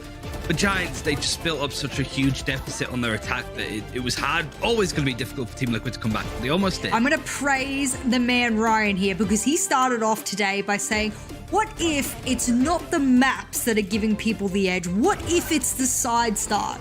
And I'm sitting here going, yeah, if you count the amount of attacking wins that both of these teams had, what if Liquid started on their attack first? I'm just theory crafting, I'm throwing things forward, but considering how many rounds each team took, 8 on the side of Liquid and 10 on the side of Giants, that's a lot of attacking rounds. So maybe Giants just had that little bit of momentum behind them. With these sort of players you're looking at, I got to shout out Fatinho. He was a player that we wanted to actually step up, and whilst, yeah, he's not top fragging, Hoodie cleaned up a lot of those kills, but there were some really important clutches and openings that Fatinho was able to get, so I've been impressed with him so far this series, even on Icebox, where Giants lost so heavily. Yeah, he's had a lot of impact so far. Sorry, that Scream knife really got with a fan. It's just like a slap in the head. Oh, that's made me laugh a little bit too much here. But you know, speaking of the couple of players we highlighted in the pre-show, Ambi, Jess as well, really stepping up. Yeah, I think there were multiple players, not even just Ambi. And look to the player that I really probably criticised quite a lot as well, Hoodie as well, who had a really awful time on the Reyna and Icebox, came in on the stage, on the battle stage of No Other here on Ascent, and did really well. Ambi as well. I mean, there's multiple players that have stepped up. Mind you, Ambi had like what we would call like a journeyman game where he did enough, but his utility spoke more than his stats will show, and we don't have the stats to show that. So that's probably the awful part about Ambi's role on the Sova, is that he did a lot. The stats just can't really give you the flavor for it. Well, one thing I wanted to get a little bit more flavor on. We spoke about Team Liquid's executes on Icebox, but this time around, Ryan, I know you wanted to break down something Giants did. Yeah, I think Giants' mid-calls are always exceptional. So the clip, it's not even so much what happens after the plant goes down, it's just how quickly Giants are able to sort of get this opening. So yeah, they're able to actually sort of break in, and Liquid's retakes were a little bit rough. I think the game plan for them overall was simply put, just if we can kill them on the way to a site, if we could put bodies between them attacking and the site itself, and we can end up in, let's say, like a 3 versus 2 advantage. They're very good at clearing this out. Fatinho actually did well by getting this main kill. One of the things I really wanted to highlight from this is he gets a kill towards Cubby and trailed to Soulcast, and then instantly Giants are like, we're going A. Like they were sort of default and slowed it down. As soon as Fatinho gets that kill, everybody's like a hive mind is like, we're going A, and just instantly book it. They catch everybody else out. The plant is straightforward. The site hold was good. But even then, Team Liquid did come back into a little bit with their own attacking hand. Yeah, again, a super attacking sided Ascent that we saw here today. Super unusual. And I was trying to work out which team I had the stats on to say that. It wasn't Liquid. It was Giants, actually, because their Ascent, they're usually 61% defensive sided and only about 40% attacking sided. So they've sort of flipped it on its head today. And I mean, the attacks were exceptional. That's not to say, I mean, Fatinho as well, making A his absolute playground. Some really good clips throughout that, and well done, Ryan. I really enjoyed that breakdown. Yes, well done, Ryan. I think Ryan doesn't get enough well done. That's true. Thanks. You know, the casters spoke a little bit about this. We're going to go to a break soon, but just really quickly, Ryan, because David P, he's been able to be neutralized a little bit more today. Do you feel like that's a win condition for Liquid side? I think he turned it down. There were only a couple of times where he sort of poked through, but I think that was just Team Liquid, because what we're used to seeing from Team Liquid is all 5 players, they slap onto an A site or they slap onto a B site. There's not really any splits, which is a bit of a problem, but they did like have a nice B push where they kill an Aldron that's pushing, they destroy it, David P pushes down A main, he gets caught out. It's a nice bait and rotate from Liquid. So yeah, Liquid are dealing with David P very nicely here. Well, it's 1-1 in this best of 5 right now, which means we're guaranteed to see a map before, but we're going to head into a little break for now. But don't go anywhere because Breeze is on the way.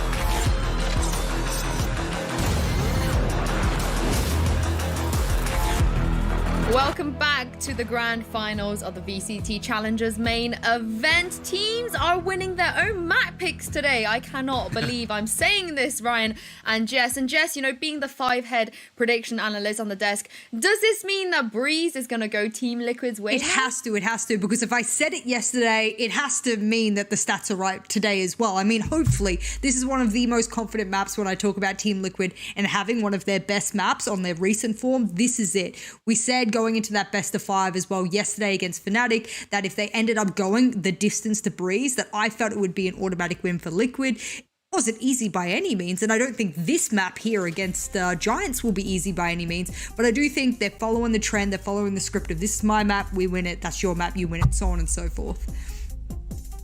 Yeah, I think Breeze as well is a map that Team Liquid have looked really good on coming into it as well. So like Giants, we've seen them play it once, and they beat Breath Gaming, which were good. Like we got to go over those qualifying games, me, Dinko, and Zilv, and it was a good watch. Like Giants weren't bad on it, and you know, a big map that David P and anybody else can lurk around. It's gonna make a lot of sense that why it would work that way.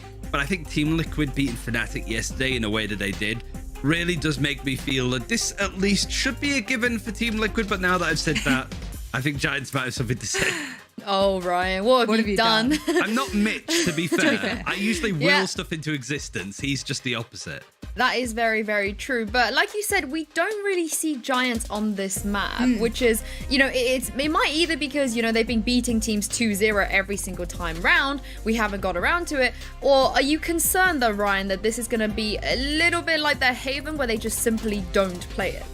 Maybe. I don't know. I feel like this is a map that you need at least to have a bit of a game plan on to an extent. Like some have really gone in deep. Like I think of Wave and how they approached it. Some teams kind of like I think Team Liquid with a KO, to be honest, have kind of gone, this could be the linchpin of what makes a team great. If we could be on top of the meta when it comes to agents and maps, we could be solid. But I don't think that's the case for Breeze. I think you just have to have a good understanding, a good icebox as well to an extent, because you play the Viper and you play it in a very similar way when it comes to compositions.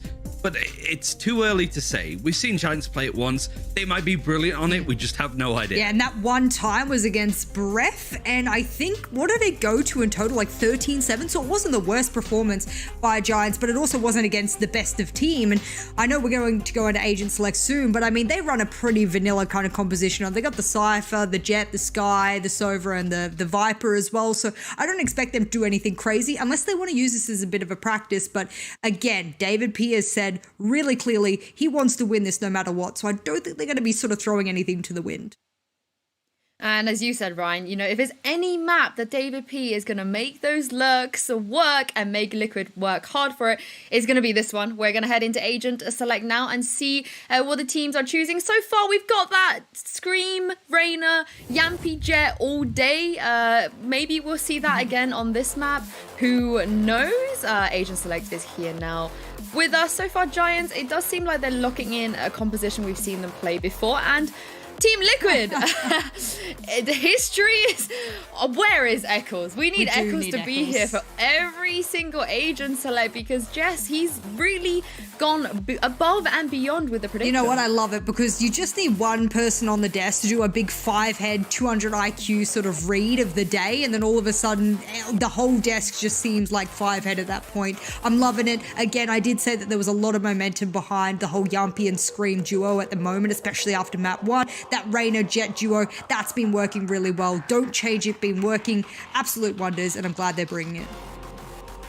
And of course, Soulcast, Ryan, for him, back on the Sky, which is a really, really big buff for Team Liquid. Oh yeah, definitely. He's been one of the top Skies out there. I think Domo is playing individually much better statistically if you're looking at it that way. But I think Soulcast is always just a player that you can rely on. And I think the advantage for Giants here is having that double initiator, the Sky and the Sova. That's a lot of information that you can grab. It's such a big map. And if you're on the defense, you could sit there and use the Trailblazer, use the Aldra, and kind of go, oh, we've seen some players from Team Liquid lean in towards the B site. There's 30 seconds left. Well, they're not going A. They don't have time. The map's too big. It's just that information war that they can actually win. And it's just, I prefer the double initiator to the double duelist, but Screaming Yampy, I mean, you can't really argue against it, can you? Well, the agents have been logged in now, and it's time for us to head into map 3. I know you were busy doing something before, Tom, but I hope you and Mitch have cleared your schedules for this one. Well, Tom, I hope your duel went well. The butler begging for his life, I heard, much like one of these teams might be after this map. 1-1, we're tied up in the series, might be going the full distance. And, you know, I know one man is going to be very happy, because Ryan told me for his birthday wish, he just wants to get all 5 maps. That would be the perfect present.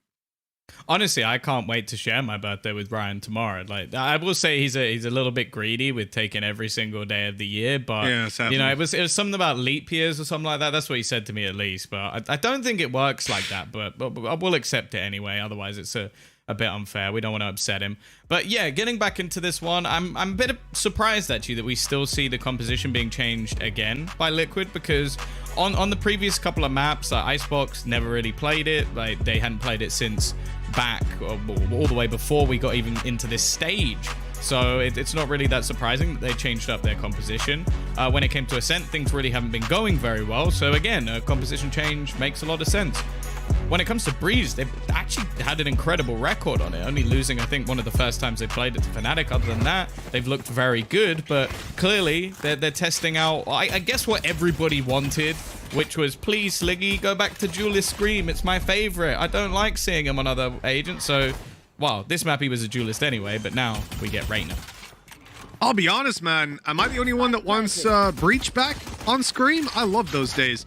Those were fun days, but hey, on the Reyna, I can't really complain, can I? Nice shot by Hoodie. This retake from Vodafone Giants, well, actually doesn't start out that well as Hoodie goes down over on that left side peak, giving a heal up to Scream, who's now got that little bit of extra armor on the overheal. Blitzing in from mid, the wall goes up, and Scream takes another head, even catching David P in the corner, who's going to be taken down. A phenomenal round from Scream with 3 quick kills on the board, and Sulka's doing a bit of the heavy lifting as well. Team Liquid get away with a flawless round, and that's exactly the start they want here. But we've seen these second rounds be a problem a couple of times.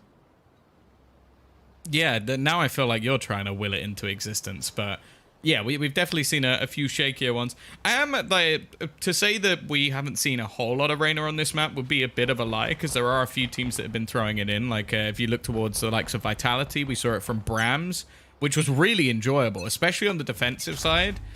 He was just so aggressive and taking so much control, so maybe there's been a little bit of influence coming in from them, but I do think we might just be getting a Reyna day from Scream and probably won't see this going into the EMEA stage. No more Viper. This is clearly going to be a faster play by Liquid, taking advantage of the open space on the A side, avoiding the close range duels that could be found on B, but Sulcus is kind of going for some close range fights of his own and be baited into the open by him, so Cryptix can finish him off. Meadow's going to rely on the power of the right click, and although it can be strong this time around, it doesn't quite make the cut. Dino down and out. Every member of Team Liquid still alive. Coming into round number 3 works wonders for the credit economy. But in the early stages, Tom, especially because some of these guys were taking a bunch of damage, you're still reinvesting into armor, so you're probably buying the full shields. And then obviously you'll have some weaker weapons coming into this round, which is acceptable. It's a hard bonus for them, but back-to-back flawless rounds later in the game will certainly mean a lot more than they do in those first 2. Well, the main worry as well for Giants is it means their ult economy is as bad as it can be. They've not claimed a single orb other than deaths. Like, they're the only orbs that they've got so far, because especially on this map, the attackers have a huge advantage when it comes to both orbs. Like, they're in positions where you basically have to take a pretty big risk to try and garner that control when you're on the other side. And especially when you have an agent like Sky who can get the Seekers so regularly, like, claiming those early orbs is just going to be an easy thing for Liquid to continuously fight for. So I wouldn't be surprised to see them do that. In this sort of round, it looks like they're just going to go for an execution onto the A site, try and take this one as a team. And of course, I wouldn't be surprised if eventually we see some maybe late play coming in from Link, who was so incredible yesterday. It'll have to be quite a late round play because they're grouped up right now, looking to push straight through the choke point. The flash comes in, another Lear up high, and no angle's really safe to peek until a little bit later, and that's when Fatino and David P strike on that backside. A kill or 2 each, leaving Link all by himself. That lurk through tube not going to be working out this time around, as he now has to retake the site essentially with a Spectre. 30 seconds left. Good duel on the first, but now they just hold range. And with the spike down, he has no choice but to go forward. And there he goes. Hoping to maybe try and get the rifle out of that one. Realistically, could have just fallen back at that point and kept it into the next round. But hey, it was a bonus round. I think on this map in particular, like, you're even seeing players switch up to the Vandal just because of the extra ranged headshot. Like, winning that out with a Spectre was basically impossible. So it's no real surprise just yet. I do have to say I'm glad to see Soulcast back on his Sky. He definitely hasn't performed badly today on the Sova, like, don't get me wrong, but I feel like this is the agent where he's almost like made a name for himself, and on this map in particular, it definitely has come firmly into fashion.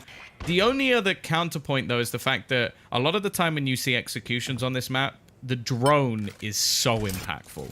Like, especially picking off players in like these close, awkward angles. I think you're going to rely heavily on Scream to almost lure people out of spots and like leave them blind as they push into the site, because they're going to have to actively clear those angles as a team.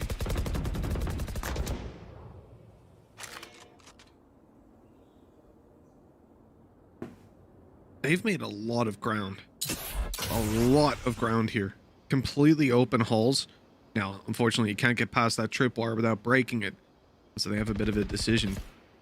Do they go for the door, swing it wide open? In fact, I almost think they're going to bait this out. Soka's popping the door, popping flashes. Meanwhile, the back is being covered. You see that Yampy is just holding with the operator, waiting for the rotate from the B side so they can catch a player off. This is why they're delaying like this.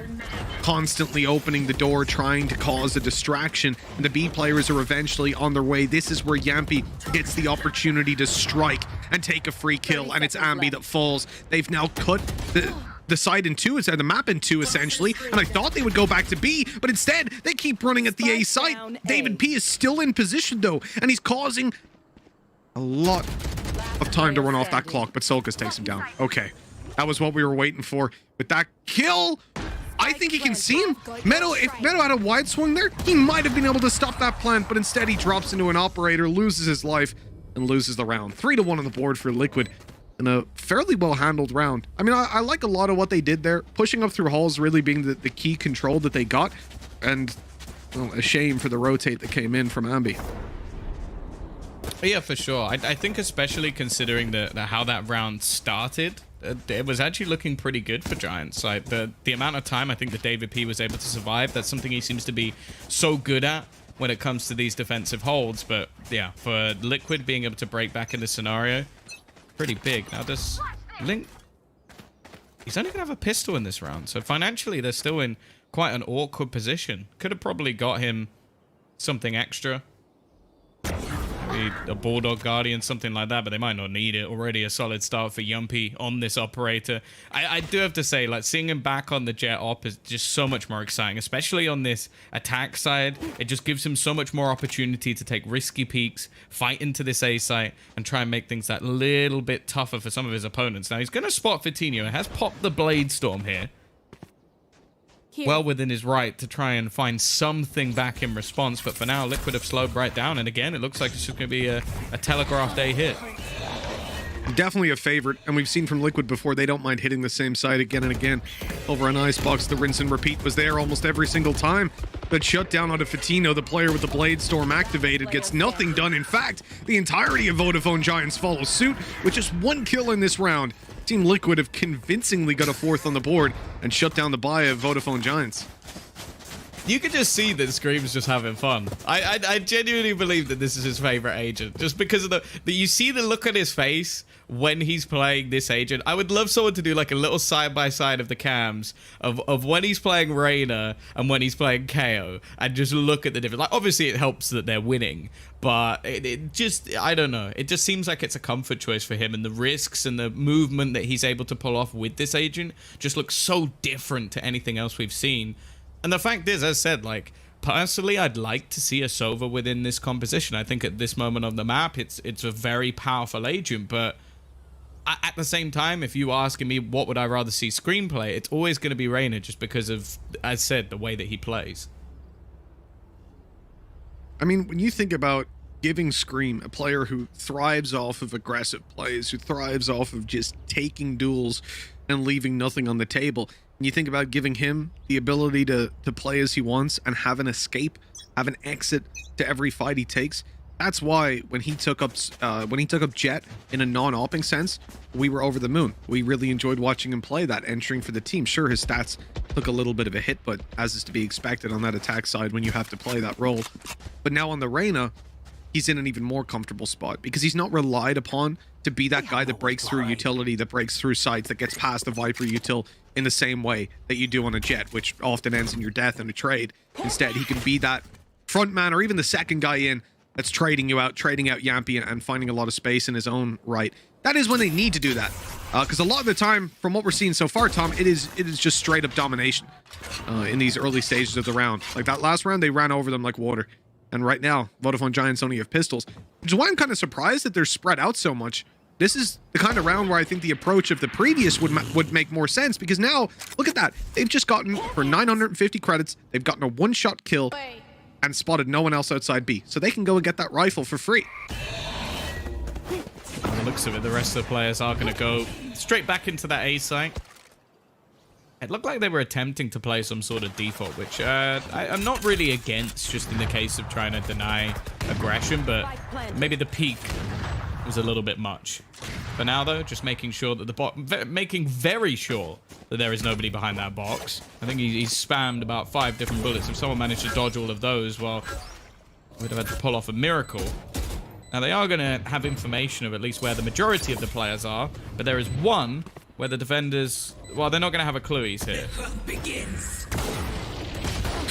That shot doesn't land, though. And Fatino with the recovered rifle is able to take him down. This is starting to look scary for Team Liquid. Amanda's advantage seekers out to reveal their positions. Cryptic's on the back site does well, but Ambi coming in with the Sheriff yet again puts the numbers in their favor for but a second. It is unfortunately too late to get anything done. That spike will take Cryptic's down, though. So at least that's something. Great economic damage done by Vodafone Giants in this round. They take down 4 players, which on the buy that they had is completely reasonable, and put themselves into a 4-round lead. Yeah, it took some heroics from Cryptics. I will say I was fairly confident just watching Link slowly come up behind them on the map. Like, I think it was eventually checked for, but Meadow was unable to win that duel versus the rifle, and then the time was so incredibly low. But as I said, yeah, in isolation, it's a pretty good round, but they need to start getting some on the board for themselves.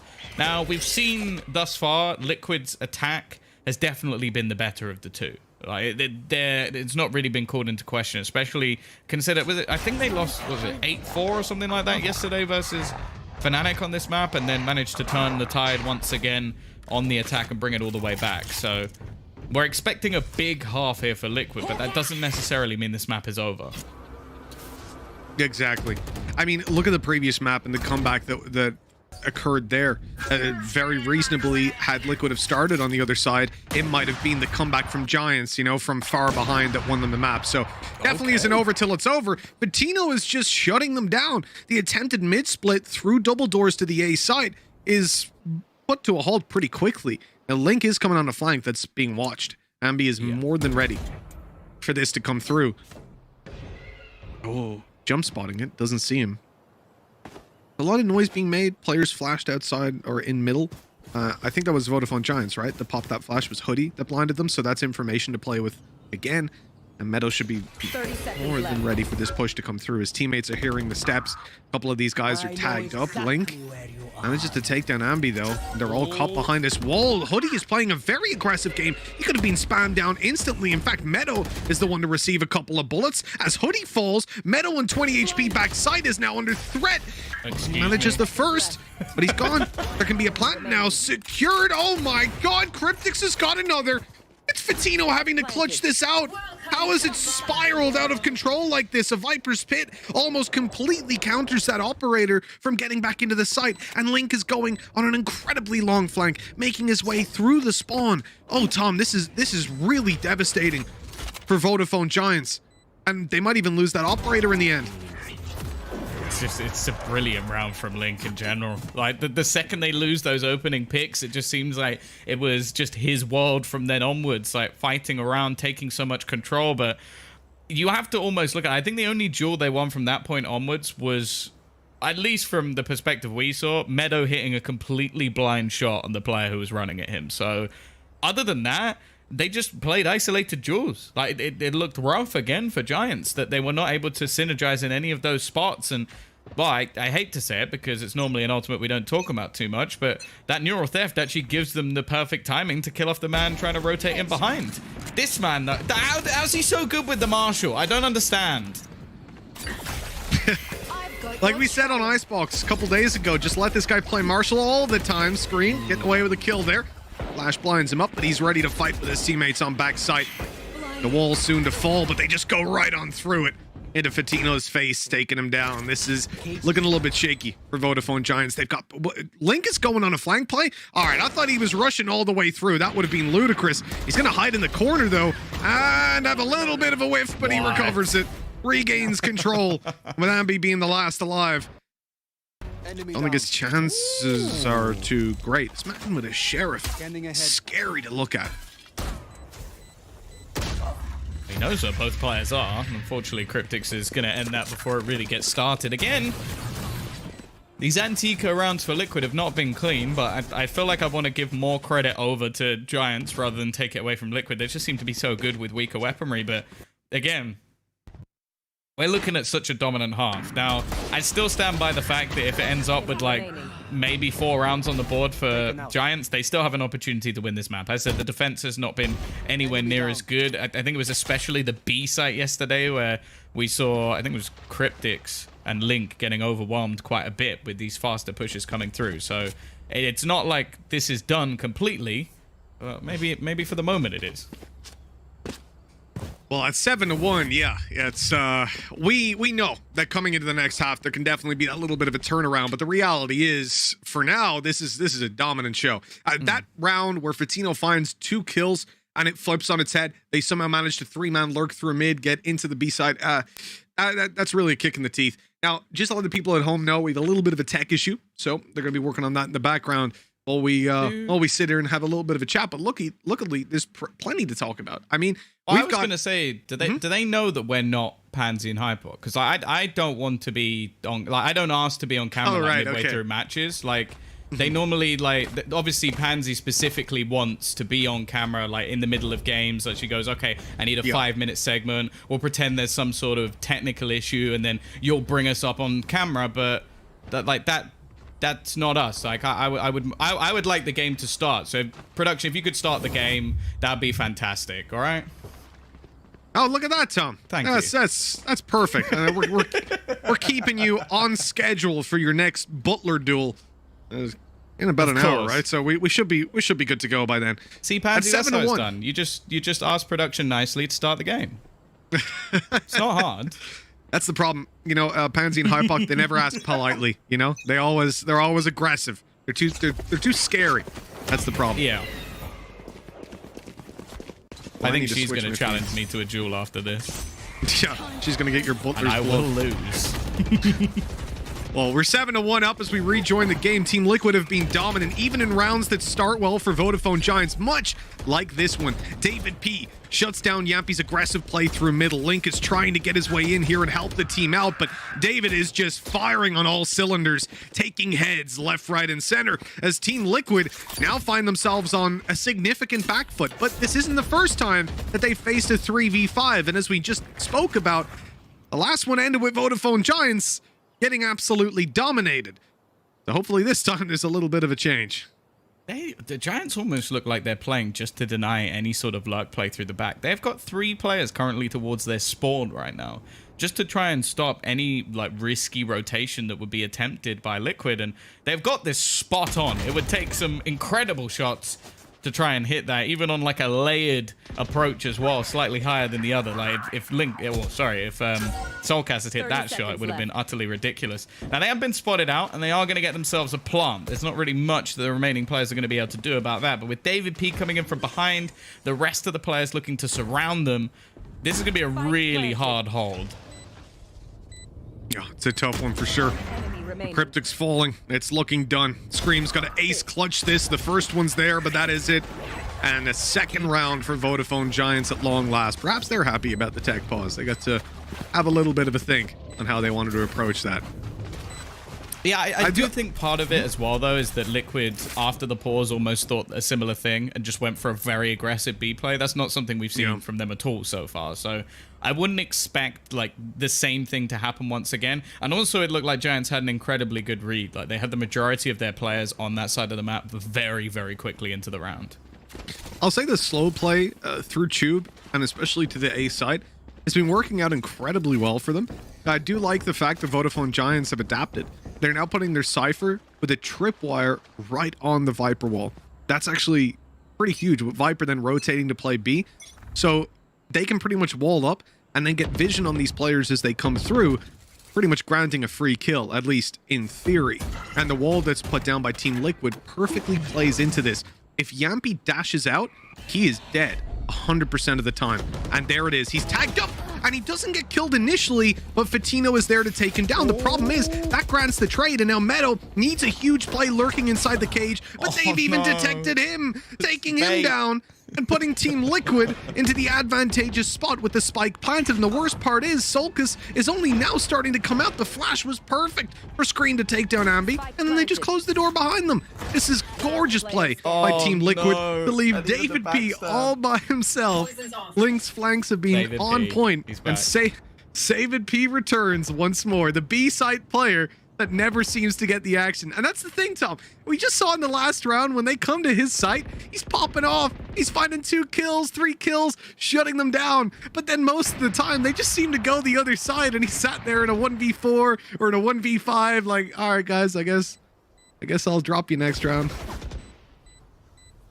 Yeah, not really much he could do. I do love the play from Scream there. He knows that there's someone within the cage, so he just spams it, runs back through the screen, keeps spamming his pistol, like just right-clicking through, and then Cryptix just peeks and goes, oh, he's just right here. Just like the final kill and the ultimate distraction play.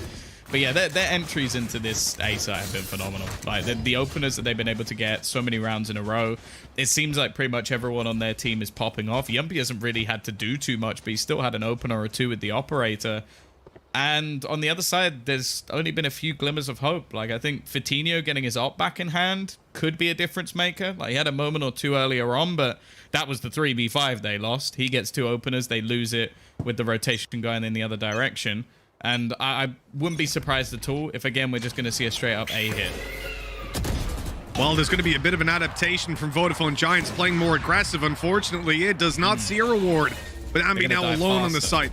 Recon goes in. It's actually going to tag up Screen, but they can't do anything to him. He is safe behind those concrete slabs. And so Vodafone Giants, again, face into a retake. Hunter's Fury will slow it down, but without finding any tags, any kills, it's really worthless.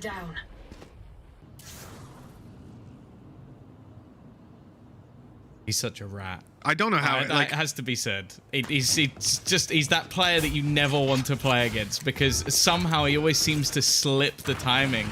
And just look where he currently is. Like, come on, man. I wonder if maybe they've spotted the rotation, and because of this, they're actually going to check. If Meadow clears this, I was going to say he's a genius, but oh no. Yeah, it's not pretty, is it? Ambi trying to hunt him down, but he gets shot in the back by the players coming through. And David P, he's like, guys, I'm on A. I'm on A for once. Where are they? Let me at him. Let me at him. Oh, it's planted B. Well, David P returns yet again in a 1v4. It's just so consistent. He's always the last guy. It's A. It's A. It's A. He's like, okay, fine. I'll rotate early, guys. I'll be there. Yeah, I'll be guys, there I think it might be B. At the one round he leaves his site, Link lurks through and just wrecks them. I mean, Dave is having a rough time here, and it's not even on misplays. Yeah, honestly, that's the worst part. I actually don't think he's doing anything wrong. I think he's playing perfectly, but you're still losing the rounds, and that's going to be infuriating from his perspective, because you're literally, what more can I do? He has been in the wrong place at the wrong time every time. Single round except one, and they won it. Like that's the worst thing about this. It's just painful. Liquid again. Like I think Link. The second POVs come out, I'm gonna be watching just Link. Like it's so enjoyable just to see how much space he's able to get, the timings he's managed to slip. Because that's the thing. It's almost like it's one of those skills that I just feel like it's not something you can really learn, and it's just hitting the exact timing more often than not. Because the thing is, you're never going to do it every single time. He seems to somehow manage to do it, but it's more so just making it so that your team are getting more value than they're losing. And in this map in particular, he's getting so much value for the team. They're even looking to hunt him down now. And somehow, he knows. He just goes back and hides. This aggressive play by David P is a really nice adaptation. I think Link has seen him.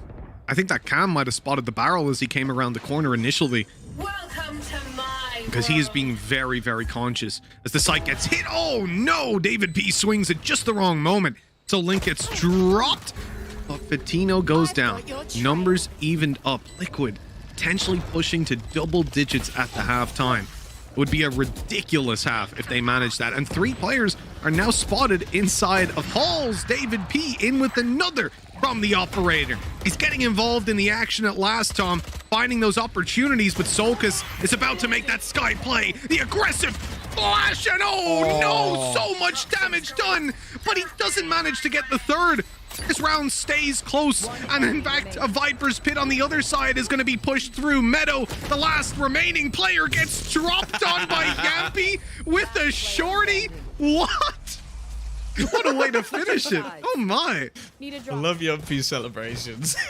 just hyping everyone up, but yeah, but the thing is, this is why Solcast has been so good on this agent. Like those little pop flashes, he just seems to, again, just get the timing right so often.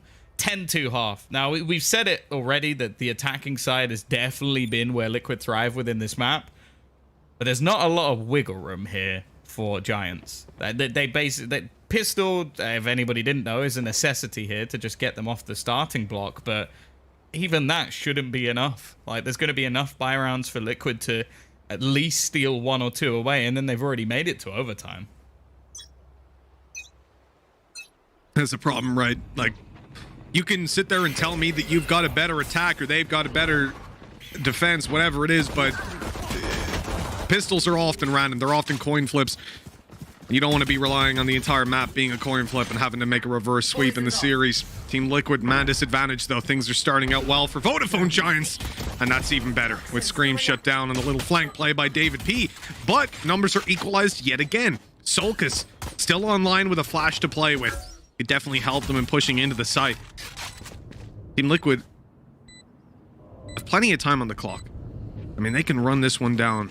They just got to play it together. But they're actually going to split up a little bit, and Solkus is having a tough time. The right click finishes him off, and an attempted sneaky play by Cryptic's detected, but now he's close. One headshot would finish this one off and put Liquid in an nigh-on impossible to lose situation, and he gets it across the line.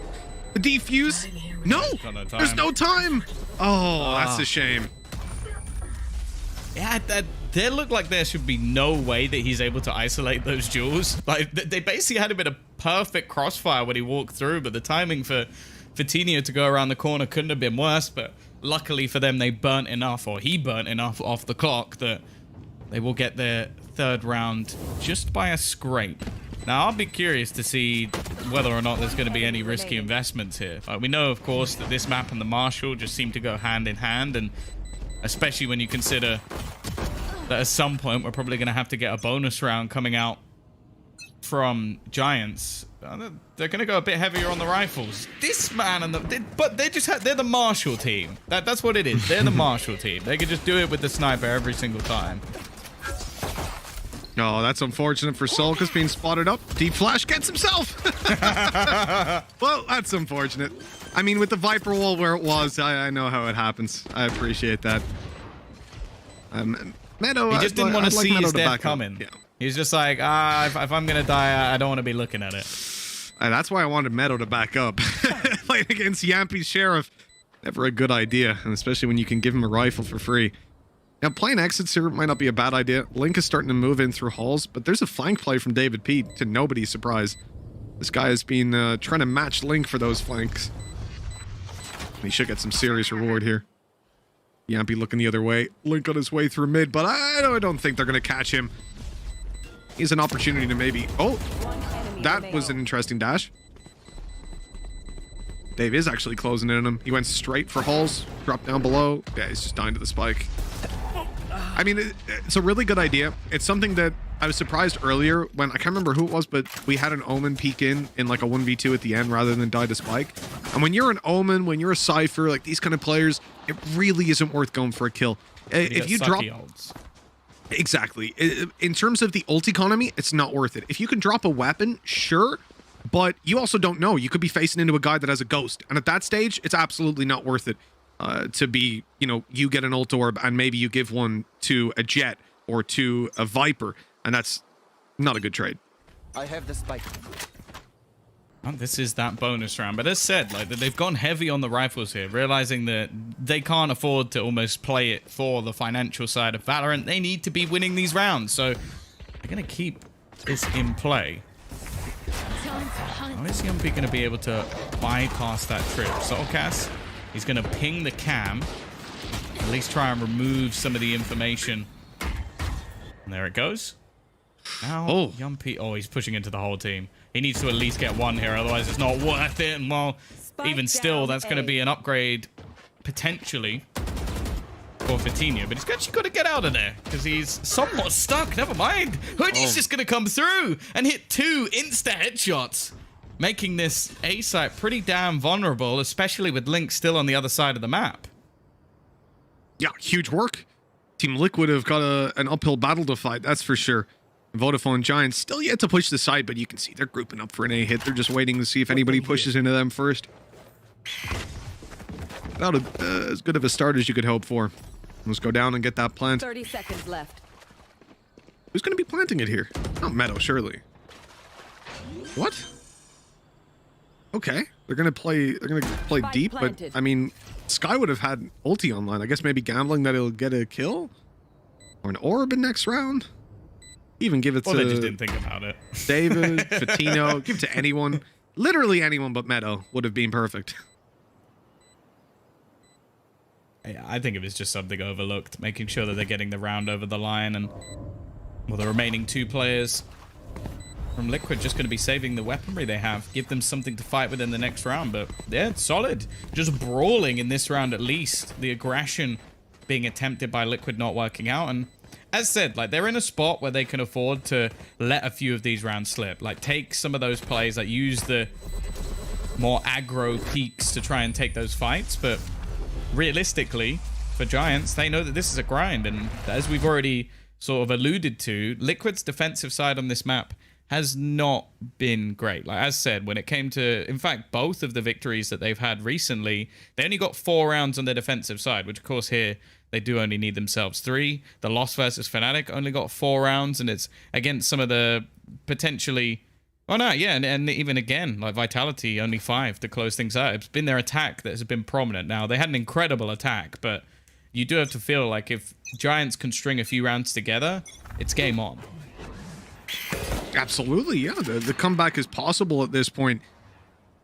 The same goes for Team Liquid, right? Those ultis come online, game starts to really shift over into their control. Now, for now, cheese it a bit. Vodafone Giants getting round wins, getting plants is fantastic. Their ult economy is really thriving. Look at Sulcas's push. It's already... Oh, Meadow's ready for it. What a shot, man. They had 0 information and still get away with that. Team Liquid going to be devastated by losing a player that early on. They do still have Link, though, ready to push on an off timing. But with Yampy falling, this side is under heavy threat. And there's 2 players stuck there, not able to find a single tag. 0 damage from Team Liquid until Link strikes. But that's in a 1v5. Full health enemies, ultis online. What do you do here? I mean, surely there's no way Link gets away with it. He is ready for that mid push, but it doesn't matter. David P's too quick to hit the shot. 10-6 we go. Yeah, they're keeping it nice and clean as well. Sure, there's a few ultimates that are very close to coming online for Liquid, but the same can be said for Giants. So we're almost still on an even playing field. Now, this is going to be what I imagine will be the first time we see the operator. And yeah, so Yumpy's going to have that. No matter what happens in this round, unless... I guess he saves. He's going to have his ultimate online for the next as well. Empress is online. Viper's Pit is 1 away. But on the other side, they almost have all 5 ultimates. 2 orbs needed to guarantee the last few. And yeah, the credits are through the roof. So if there was ever going to be a comeback from a 10-2, well, this would probably be it. 3 players facing into max money is pretty ridiculous. We'll have 9K coming into the next round, so operators can come out for them. For now, this is almost like an extra little bonus because they've been losing so little. So they're more than happy with where they've ended up at. 10-6, a round that Vodafone Giants really need to stop Team Liquid from running away. Or at least taking that one step closer to an OT. The drone, does it check the right side as it comes on through? It does, and it's seen Yampy. Now he's in trouble. He dashes up behind, but it's not enough. The classic out. Ambi shuts him. But he... Oh! That was such good, like a little bait and switch. You've got one spamming through the door, then Scream swings wide. The plant coming in over on the B side, and it will be secured. They're going to look to try and knock Link out of position, but he's already on him. Just evading detection, jumping up on the side. I guess they thought he would try and deny the plant in the first place, and the patience pays off with another kill for Link. It's all on to Ambi. He's coming into the window now. He spots him and gets the kill. Okay, it's a 1v1, and Scream is spotted coming up through elbow. He's actually bunny hopping on the site and seen the whole way. Ambi with 3 to get a clutch. And another round for Vodafone Giants. They desperately needed this one, and now they're just 3 away from equalizing, and Team Liquid have no money. Yeah, he had a really rough first half, Ambi did, but he's managed to come back into things. And considering he was using his Hunter's Fury on the other side of the map not too long ago, I think they were expecting that they had more time to try and get this one through. I don't know if Scream thought he repositioned it, but this definitely didn't go the way he was hoping it to. just dancing in front of his opponent, trying to make sure that none of the shots were connected, but it's worked out wonderfully and in such an important round for Ambi. Now again, we're going to have this weaker purchase coming through. Fatinho already going to kick things off onto Scream. I believe we might have to Blade Storm in for Yumpy, but they're all on the wrong side of the map. Yeah, the gamble stack not quite working, but Team Liquid have a second plan, right? Which is that fast play down through middle. They're ready for someone to be close. That's so easy for Yampy. That blind worked out. David P is down. Now, man advantage is there. Rifle dropped over to a teammate. Team Liquid look like they're in a decent spot. With the numbers evened up, this Blade Storm has to be the difference maker. And Yampy has the chance to take some long-range duels. Hoodie is on his way back towards main, but he catches the angle around that cloud burst. Perfectly positioned. Oh, that bait. Patino's getting him interested, making Cryptic's peek, and then taking him down. And it's all on to Link yet again. A 1v4, a 0v4. Vodafone Giants are in this game, Tom. They really, really are. Yeah. And you said it earlier that Team Liquid are very strong in their attack, but their defense might not be so strong. You foreshadowed exactly what we're seeing on our screens. Yeah, did you almost hope that there'd be something to sort of take them over the line? They've tried more aggressive pushes into the cave. They've tried to take mid control. I even think that the flash there was genius. Like the fact that he pops it over the top of his head so that he gets blinded from behind and gives them an extra gun. But other than that, like, again, it's both teams struggling with the same thing. Like these A-site defenses, I don't think there's many teams that have got a good hold on it. In fact, a lot of teams just play for retake. So I wonder if that might be some sort of counter for Liquid, especially with the amount of ultimates, again, like that they're going to have online. You have to hope that they'll be able to bring something through here. But again, you've still got David P's Viper's Pit, which could eventually be used in some closer afterplant spots.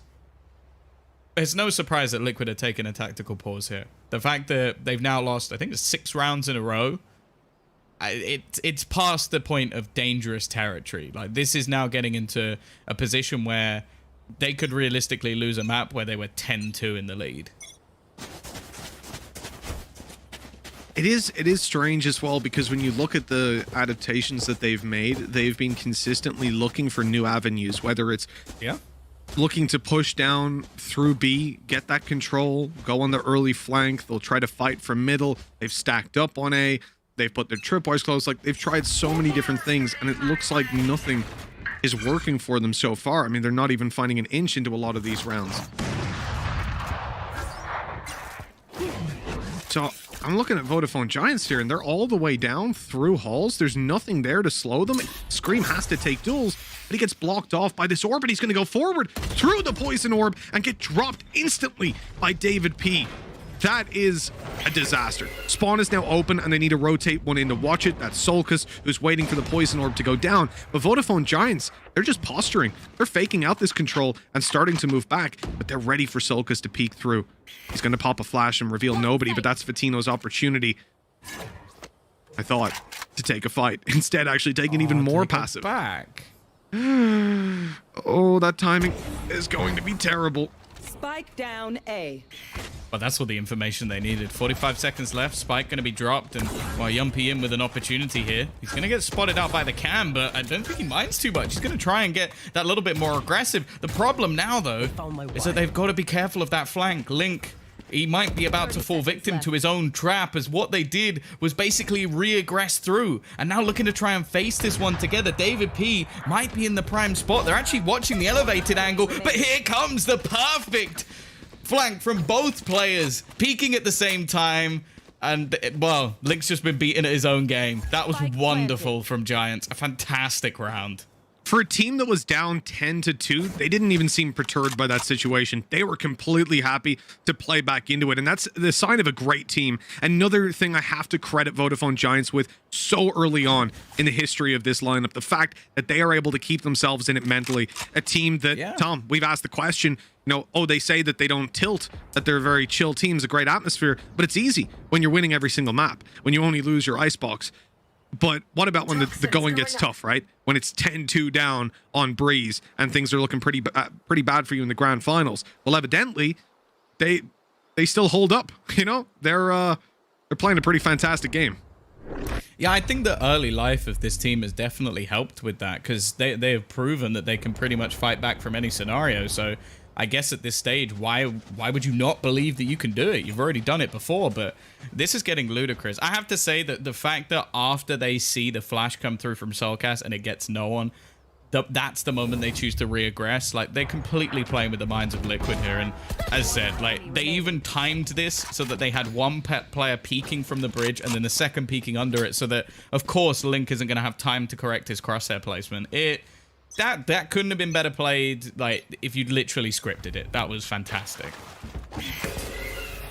Vodafone Giants not happy with the first half. They've come in here looking vindictive, and, well, it's a lot of success is being found.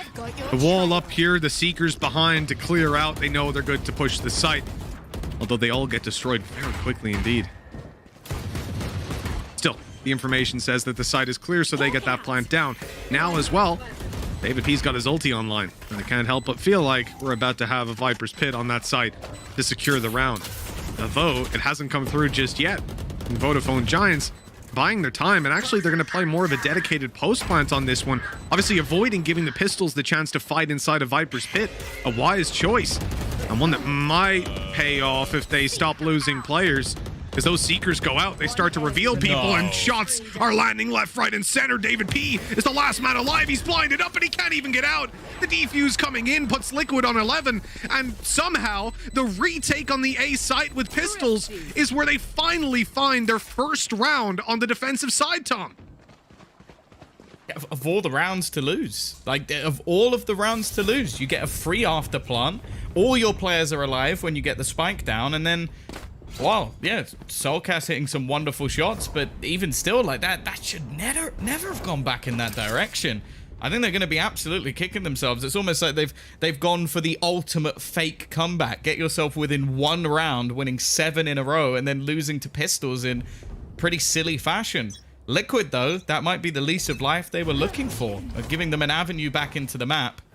Vitinha, though, don't give him too many opportunities to hit that shot.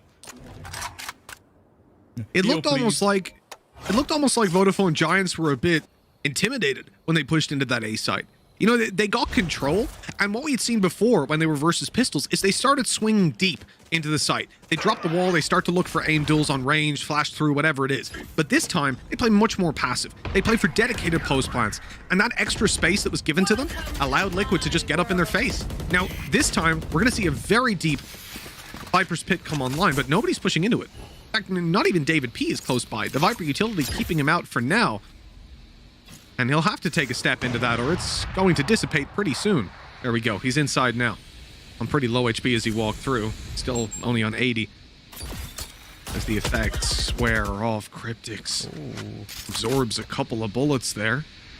But it looks like he's still hiding his position. He's thinking about going in. The timing is going to be key as David P starts to rotate back. The fake being sold, but Soulcast has the perfect position to get an early flank. He's hearing the steps. He knows they're there. And the timing on this walk up behind, it's going to be so important. David P might just catch him. In fact, David has been heard coming up behind. He's made it around the corner. No one spotted him, but he thought he was seen. So he fires away a little bit too early. Solkas now surrounded, has to find the first to David and push forward. The flash blinds Jet, but there it is from Fatino. The Blade Storm emerges from the smoke and secures the flank. Now Liquid have a 2 versus 4, and even though a lot of these players are low, it's going to be difficult to isolate those fights and take full advantage of that damage. Getting across to these players is going to be the tougher task, especially with Fatino posted up on the angle. The first one is for free, straight into the Blade Storm, and Meadow is there to close it out. There are opportunities for Liquid in this round. Soulcast is being the bigger one. The thing I'm actually more confused by is how Hoodie managed to entry that site, because we noted there were multiple players still sat behind. I think the screen even dropped on the site, and he manages to kill a player on the box and on the bridge within a matter of seconds. We may not have seen it, but I don't know how he managed to pull that off with not much support. So yeah, a big round for Giants, straight back on the horse after a slip up. And now financially, Liquid have had to invest a lot back into this round, even to the point where Soulcast is just going to be left with a shotgun. That might not be a terrible thing, because look at where he's playing. He's inside of halls, ready to catch them as they walk on through. That angle is so perfect for the judge. We rarely see it, and David P will fall as well as Hoodie. A beautiful double opening to put the advantage into Team Liquid's favor. Now, although they lose Solkas in the end, and therefore a little bit of the control, and that's a shame. Scream can't really afford to play through that cage after being spotted like that. Oh, Yampy, he saw Fatino. I don't know if the feeling was mutual, and indeed it wasn't. Fatino's down, out with a wide swing. Yampy's still going, and the dash is online. That means an aggressive play is surely about to follow. Ambi is falling back, though, not giving the opportunities away to the Opper. It might not matter. With a 1 versus 4 to win, Team Liquid could be set to take map point. A few big individual plays might just be enough to get this one over the line. It's been incredibly shaky. Ambi's got to be careful. He's almost just opened the door wide open for Scream, and I think the spot should now be there. They'll have a decent idea of the direction he's going, and Cryptics, it's going to come down to a 1v1. A chance for him to take a kill. That's something at least. Now, he's got his ultimate for an afterplant, but realistically, is this the spot he wants to be using it? Cam down, but even still, the hesitation has meant that the rotation is thick on his heels. They're, in fact, just going in with the pistols, knowing how low he is. Yumpy will close the round. 12-10. It's taken Liquid a long, long time to find anything, but they get 2 rounds out of 3. 2 rounds out of 3, indeed. Yeah, they're finding the solution at long last. The Vodafone Giants have overtime within an arm's reach. Can almost touch it. So disgusting. I love how he doesn't even use the dash. A lot of people, once they fire, it's an instinct to instantly dash away, just to be sure that you're safe. Yampy has no worries. It's just wide peeking, taking shots. Dash to left click. There you go. Sorted. Oh, God. I don't think that would work as you want it to. No. It's just like the thing that Lothar was saying. Like, me and him are on exactly the same way. No, I'm sure he'll be very happy with that. I think Lothar's take is far better than yours on these double binds. I'm gonna stick with the stinger play, not the left click to. Because what if you're playing a different agent? Now all of a sudden you're like putting the cam out every time you shoot. It'll work. It's genius. They'll be so confused. They'll never understand what's going on. Afterplant again, though. This is something that has now become the norm. Attempting these retakes rather than fighting for a lot of initial control. An early trade. And actually, it's a Hunter's Fury pop, but this could be trouble for Ambi. He is dead here. Scream just wraps around the corner. Even waiting just in case he wants to dismiss. Instead, will take the heal. Yumpy has found another one looking to try and close this, and he has. It's a decent retake. The time ticking fairly far gone, but they will have this one comfortably in the end, as it will be a 13-10 victory. A very well-fought comeback for the side of Giants, but unfortunately, they don't manage to get it all the way through. No, they don't. Team Liquid just about making it work there in the second half. And you really see what you were talking about before there, Tom. You mentioned that Team Liquid might get a lot of rounds on the attack, but that didn't mean the game was over. And at 10-2, I'll be honest, I was starting to really doubt you, Tom. But you sure were right. Vodafone Giants making it a very competitive game in spite of their very poor first half. Now, though, it's 2-1. Liquid are one step away from making it all the way, from bringing us to a 3-1, a dominant grand finals. But you know what? It's still not the end of the road. I mean, up next is going to be Bind, and I can see that being a completely different game. I very much doubt we're going to end up with two one-sided halves. At least I very much hope that we don't. But Tom, we're going to throw things over to a break now, and when we come back, the analyst desk is going to talk us through everything that just happened. As fun as I'm sure that will be, I think looking forward to Bind is what I'm excited for.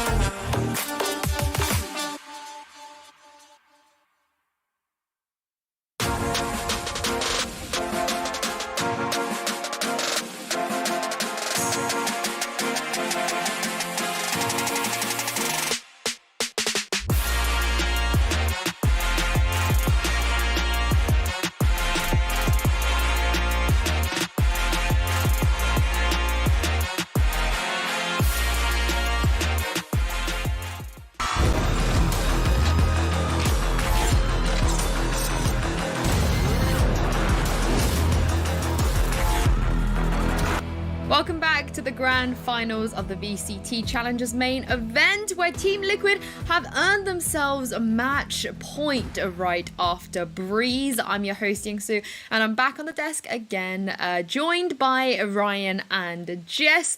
Well, it was getting a little bit squeaky towards the end there, Ryan, but they held on. Yeah, I mean, again, it's another half where we see it finish 10-2 in the first half.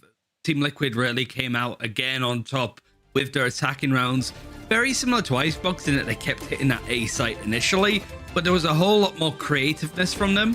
But Giants, they had a really good attacking side themselves. It just comes down to Team Liquid being able to just pull 3 rounds in the end on the second half. Yeah, it was sort of the tale of last map as well. I mean, yeah, okay, people are winning their map picks and things are going via the trend. That's all well and good. But I ran all of the rounds through my calculator and I've worked out that this entire series so far is 75% attacking sided. That's just this entire series. The last 3 maps, including Breeze, and Breeze alone was 78% attacking sided, which is not that, unusual for Breeze, but just overall how intensely attacking sided these teams are over this series just goes to show that, especially when we're speaking about defensive sidedness on Ascent, that one team had particularly, wasn't going too well for them. So this is going to be an attacking sided series. We love a good stat, Yeah. Jess. As you know, stats don't lie. But here, as you guys can see, Scream sitting comfortably up there with Arena, pretty much where he belongs. But I know Tom and Mitch were pointing this out, but Jess, Scream, he does look much more comfortable playing the Reyna, even though he hasn't really played the Reyna on this map at all. Yeah, and I think that comes down to when I commented on Scream's Jet, I believe it was yesterday, just pointing out the fact that I didn't feel that when he was dashing or when he was using his knives, for example, he looked like he knew what the outcome of that was going to be. It just looked like he was pressing it and hoping for the best, and not necessarily saying that he's not a good Jet player, but you put it in the hands of Yampi, who seems to understand collectively, holistically, what he needs to do on that particular agent. I think it's night and day that him on the Reyna being able to be quite aggressive when he needs to and not have to focus too much mechanically on the abilities and more on his own mechanical skill is better for him. There's a good mental reset as well from Team Liquid. So far, it's been whoever gets that first kill ends up in a 5 versus 4. They usually close out the round. Team Liquid, they didn't get the first blood an awful lot in this series. In total, through all of the players, they had 5. Vodafone Giants had 17 first bloods combined. I mean, Fatinho on his own had 7. So Fatinho as one player had more first bloods than Team Liquid combined, which is kind of crazy. The fact that Team Liquid are able to pull 4 versus 5 situations back into their favor is really incredible, and it really shows that they're on a run. And Giants still looking good, but this is, again, the Team Liquid towards EMEA that we're sort of expecting again. Yeah, and speaking of those rounds, Ryan, I know you've got another breakdown to give us. So Jess and I, we're waiting very patiently to see what you got this time around. Yeah, it's funny actually, because both these teams really exploited that Halls play. Like yesterday, FNATIC got ruined by it on Team Liquid, but in this clip, it's again Team Liquid being creative, using that Halls space on the map to actually try and lurk and get in behind. But you'll notice that there's a tripwire here. FNATIC couldn't run a tripwire yesterday. They were playing Killjoy instead of Cypher. So now Liquid need to get creative. They're actually going to flash through the door, shut it. It's a bit of a mailbox sent through. But it's taken David P's pure attention. You've also got Fatinho that's in this little cubby. What it does allow with its toxic screen as well on the A site is a bit of a space. You're looking at David P on the minimap. He's frantically looking on either side trying to see what he can spot. And it's just these players in halls not actually pushing. They're just a threat. There's something that Vodafone Giants need to bear in mind. And from there, Team Liquid can break onto that A site. They did it pretty much all of their attacking rounds initially. And it was a great way to actually condition Giants to stack more towards A. It allowed a couple of resets and rotates towards B for Team Liquid as well. It was superb. Well, as we said, it was close. Giants, they pulled it back on their own attacking round as well. Jess, what do you think they could have done more here? Not that they let it through, not that they let it slip out of their hands, but it was just a matter of 3 rounds. Yeah, and that's the really troublesome thing, especially when we sort of theory craft before about which side are you starting on. If this series is going to be 75 or even more percentage-wise attacking sided, is this just going to be the trend of whoever starts on attack is going to have that leg up, and then they only really need to capitalize on a few different defensive rounds? I'm not entirely sure. I'm loving what Fatinho's throwing down. I think Hoodie's stepping up as well. Both sides of the coin here are just looking down the barrel of having opponents where the defensive side is just not going to work, and I'm sorry to boil it down to something so simple. I mean, sometimes it just does come down to those very simple things like you mentioned, but we're going to head into another break now, but a potential match point on Bind right after this.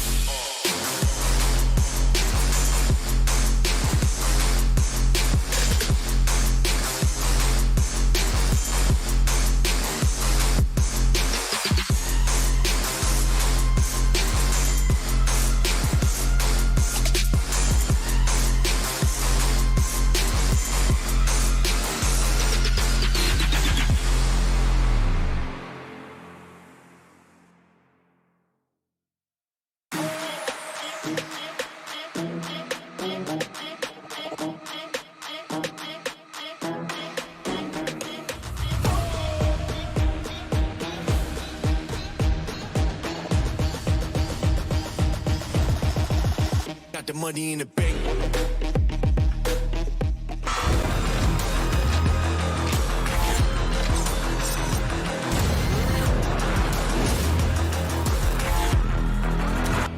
Team Liquid have found themselves once again with another match point in a best of 5 on map 4 as well. This time against the Vodafone Giants. I'm Yingsu and I've got Jess and Ryan back with me on the desk. But it's a great lead, 2-1. You know, this is a great position to be in.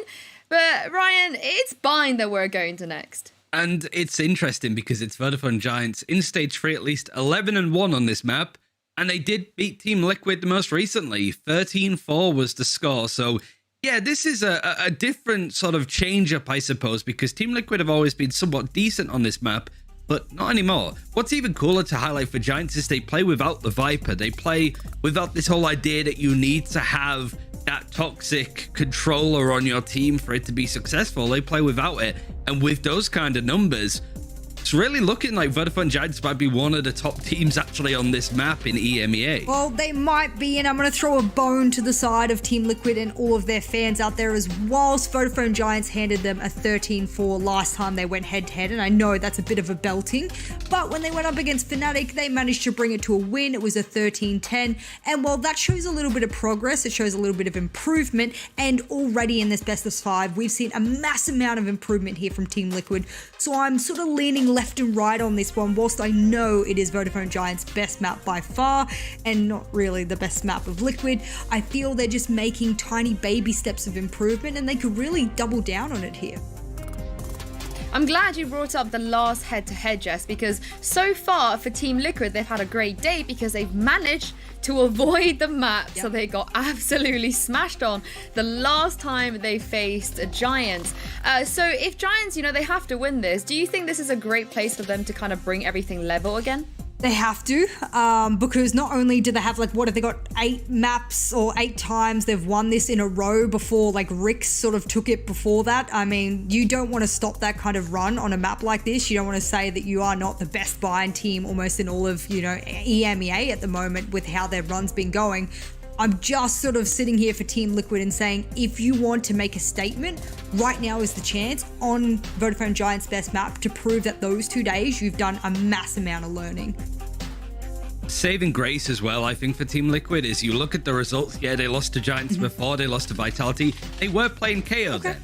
They haven't been. They've sort of dropped that. And yesterday they played up against FNATIC and won it without the KO overall. So yeah, they can go back to that strategy. They can go back to Scream on the Reyna. It's definitely what's been working the last couple of days has been successful. And so looking at the previous results against Giants and Vitality, it's just not worth it anymore because Team Liquid have changed up their game. I mean, we've had the Reyna and Jet combo 3 out of 3 times, but Bind is a little bit different here, Ryan. Do you think Scream's Reyna could work here? Potentially. Like I said, like if Giants don't run the Viper, you might be able to be a bit more neutral with your approach, because I think teams, they play Viper, we need to play Viper on this map. But if you know that Giants are going to play it differently, you could just go for something really straightforward. Just having what you've been running on, say, Breeze, for example, just carbon copy that over to Bind, and you just might be set. Well, we shall see, but we're going to head into Agent Select now.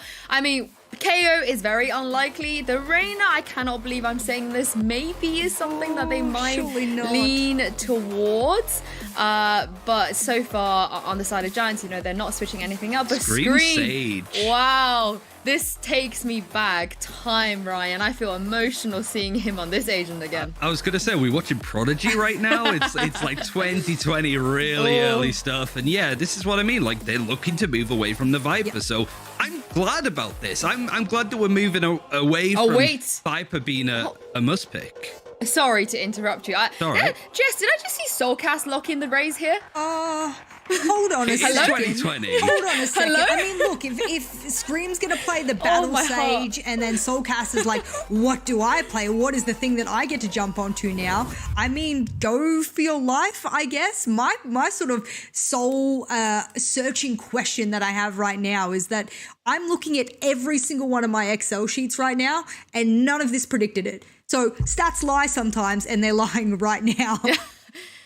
But Ryan, this is so great to see. They're going back to not comfort picks, but like you said, 2020 OG picks for these players. Yeah, it's just because Eccles was on the desk. He was like, right, Prodigy, Fish, 1, 2, 3. That's what I want to see today, guys. And that's what we got. I love the fact that teams are going, hold on, we don't need a Viper anymore on this map. It shows a bit more adaptability. This isn't Icebox where you're pretty much limited by the choice agent picks that you have. You can have a free pick overall, and Giants have been doing it. It's nice to see Team Liquid go, all right, we'll have a pop as well. Well, it's definitely been a hot minute since we've seen some of these players on those agents, and it's been a hot minute since we've seen our casters, Mitch and Tom as well. Let's get into Bind. Let's do it, indeed. You know, this has been a pretty fun series. You got on one side, Patino, you've got Hoodie really putting up the figures, fighting up against the Scream and Yampy. No shortage of firepower here, Tom. Yeah, no, this composition coming out from Liquid is definitely going to be an interesting one. I'm seeing a comp that has no Sky and no Sova, which has been something that people have been doubling into a lot. The information play has been something huge coming out from most teams recently, including Liquid. So the fact that they've moved away from it, they're looking to bring in more double duelists for pretty much every single map. I have to say that they're probably just testing stuff, but you know, going back to like the old school Boaster comps, he was saying you can't play this map without Raze, so they brought it in on Soulcast. I mean, it makes a lot of sense. Raze on this map is incredibly powerful. I do love some of the combinations, though, that you see come out, whether it's with a Viper, whether it's with an Astra. You can get a bunch of value, actually, in the next map as well, coming into Split. So I think Raze is going to be a little bit of a mainstay for us, but it looks like we're ready to jump into the game, Tom. And as we get this one kicked off on Bind, let's remind you yet again, this is the grand finals of Challengers 2. Team Liquid are 2-1 up. If they win this map or the next, they will win Champions 2. They'll get that extra cash in hand, and of course a better seed, which means easier games. And easier games when it comes to EMEA playoffs, I'll take that any day of the week, because look, Turkey's looking damn scary these days. Yeah, Supermassive Blaze in particular are a team that I think if anybody is not worried about going into that EMEA, you're a fool, because it looked like they built an all-star Turkish roster. Even some of the players who we previously saw in EU, like Pora, going over to that team, so that's going to be exciting. Now, I think it's good that we're seeing Liquid start off on the attack. It's been an attacking series, but also the composition really looks to thrive within that. Two like duelists obviously coming in, but also I feel like Scream almost counts as a third. Like his Sage has always been very aggressive. It definitely has. Speaking of aggression, we've got the man himself, Hoodie, on the screen. Ambi supporting him and ready to take some fights. In fact, 3 of them inside. It's going to be an even duel, but one that goes Liquid's way. Solkus is dominating with the frenzy in hand, but he's got a player behind him. And Lee does not know. David P swapping out the weapon, but not able to get it done. The 1v1 Scream. Oh, he's on 12 HP. He's so low. It's time to get out of there and pop that heal. In fact, all the way into the teleporter. I thought he's sticking around. He's actually going to go for this plan, fully committing to it, getting it all the way, and knowing this player has to come from Lamps. The steps hard, the shot's not landing. Meadow clutches it out on 5 HP. An intense pistol round that puts Vodafone Giants ahead by 1. Yeah, an incredibly close one at that. I think he's going to look for a slight pistol upgrade just to finish off the round, but I think we're going to get more of the same from Liquid in a lot of these rounds. You have to look at also, I feel like ultimates on Bind are also incredibly important. That's why we see Brimstone play quite a lot. Like obviously, I think also the smokes are a little bit more viable. The maps where you obviously have a lot larger distance, but the fact that you can clear things so easily with these ults, and then you have to look at the fact that you've now got Bladestorm, Showstopper. Like they could have some of the scariest eco rounds you're ever going to see. So I'm excited by this composition from Liquid. Whether it works or not, another thing altogether. Well, with 1-0, Team Liquid probably won't be finding that success in this round here. It is just pistols, as Tom likes to say. But it's 4 Sheriffs and a Ghost, and already good damage done by Scream, with David P tagged to 58 HP within an inch of his life on a peek behind a smoke. Not how you want things to go. Of course, for the majority of these Vodafone Giants players, Tom, they've got Spectres.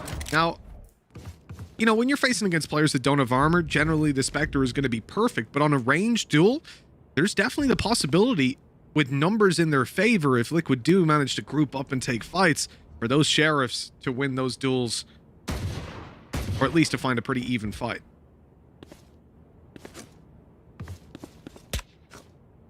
Well, they've got the flashes through coming elsewhere, so I think there's going to be a pretty decent idea of where Liquid are going to be coming from in this round.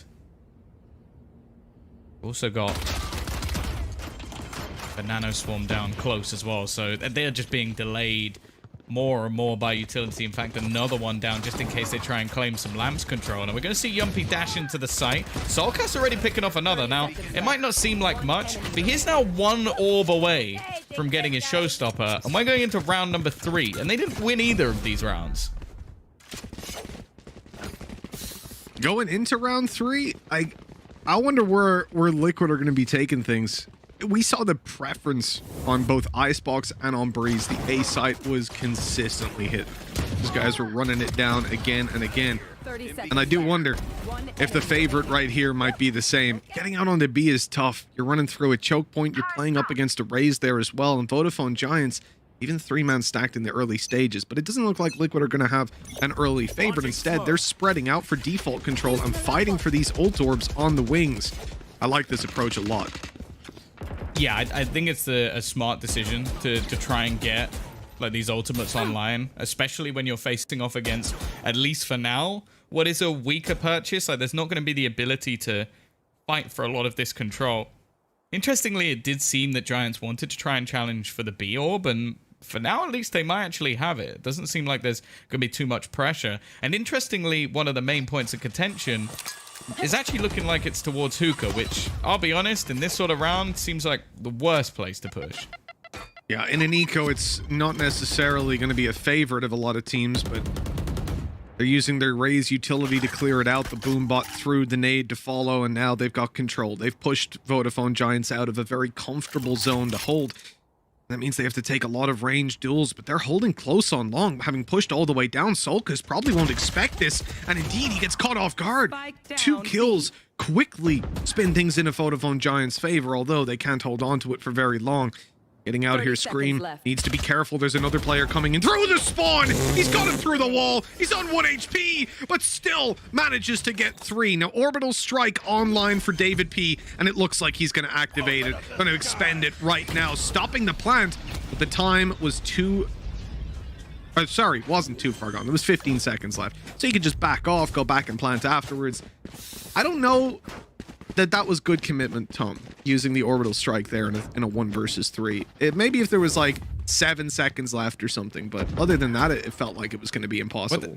That was the thing that was curious to me, is he uses it when either there's enough time for the plant to be stuck, if it was that close to the time, or we just saw what happened, which was he falls back. In which case, if you're expecting him to fall back, then running in is, again, also curious, because chances are that's going to be one of the spots that's missed. But, oh well, it's gone now. It definitely, as said at the beginning of the map, it's one of the most impactful ones, and Link is not far away from it. We've also got the res and the showstopper. You will not kill Well, Showstopper's having a bit of trouble finding a target. Everyone's dead as they rush into the side, and oh, David P. That was not the cleanest of fights, and after a decent bonus round in the previous, the buy round certainly isn't going well. I mean, I would like to find the person who's surprised that the bonus looks better for Vodafone Giants than the buy, because it's a trend that we're seeing again and again, at least in the early stages of a lot of these maps, a lot of these series from Vodafone Giants. They're now saving these 2 weapons almost certainly, hoping to get a little bit of an exit there. Hoodie playing close. Tom, that's not a great start to the map. You win the pistol, you win the follow-up, and then you get slapped out of 2 rounds with Team Liquid building up a bunch of credits as they go. Ultimates, sure, being expended here and there, but it's all about those round wins at the end of the day. Yeah, I will still premise this with, again, I'm expecting both teams to get, like, the majority of their rounds on the attack. Like, you look at I would say the big victories we've seen. The last time that Liquid played against Giants, it was 10 rounds on the attack for Giants versus FNATIC, 8 rounds on the attack for Giants versus Rick, 7 rounds on the attack versus Big, 11 rounds on the attack. It's only versus Alliance where they actually won it on the defensive side. So it's one of those things where realistically they do normally start as well on that attacking side, so it could just be that. Like, I don't want to read into it too much and say like their defense is going to be poor, but all I'm really stating is if Liquid are going to have a good match here, they need to do well on their attacking side because it's not going to be too hard for their opponents. I like that though, a little combination, not allowing Hoodie to fall back. He wanted to get his ultimate online. He technically has succeeded in that, but he is also dead.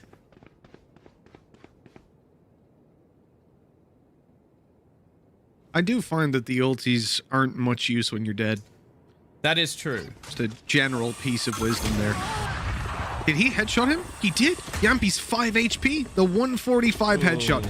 I challenge you to find something more frustrating than that, especially when it's the Opper that you managed to dink up. But with that, Bathrooms is clear. They've got full site control. Their flank is watched. Everything's on lockdown for Team Liquid. In fact, they've even healed Yampy up. Still going to be quite weak, but at least it might give them time to get a shot off if they do decide to push. With Fatino just having himself a classic, of course he's going to go for the fight.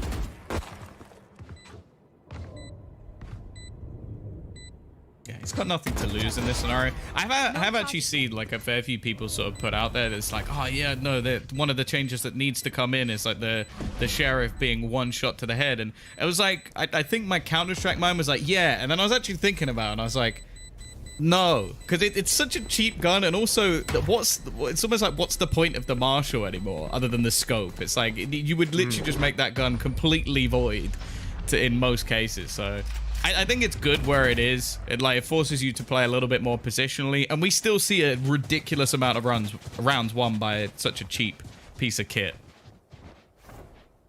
Yeah, I don't think it quite needs to be any more powerful. Doesn't need a buff.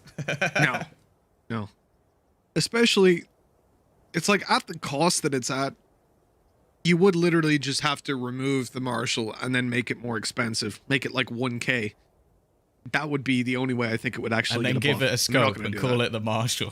Call it the Marshal. Yeah.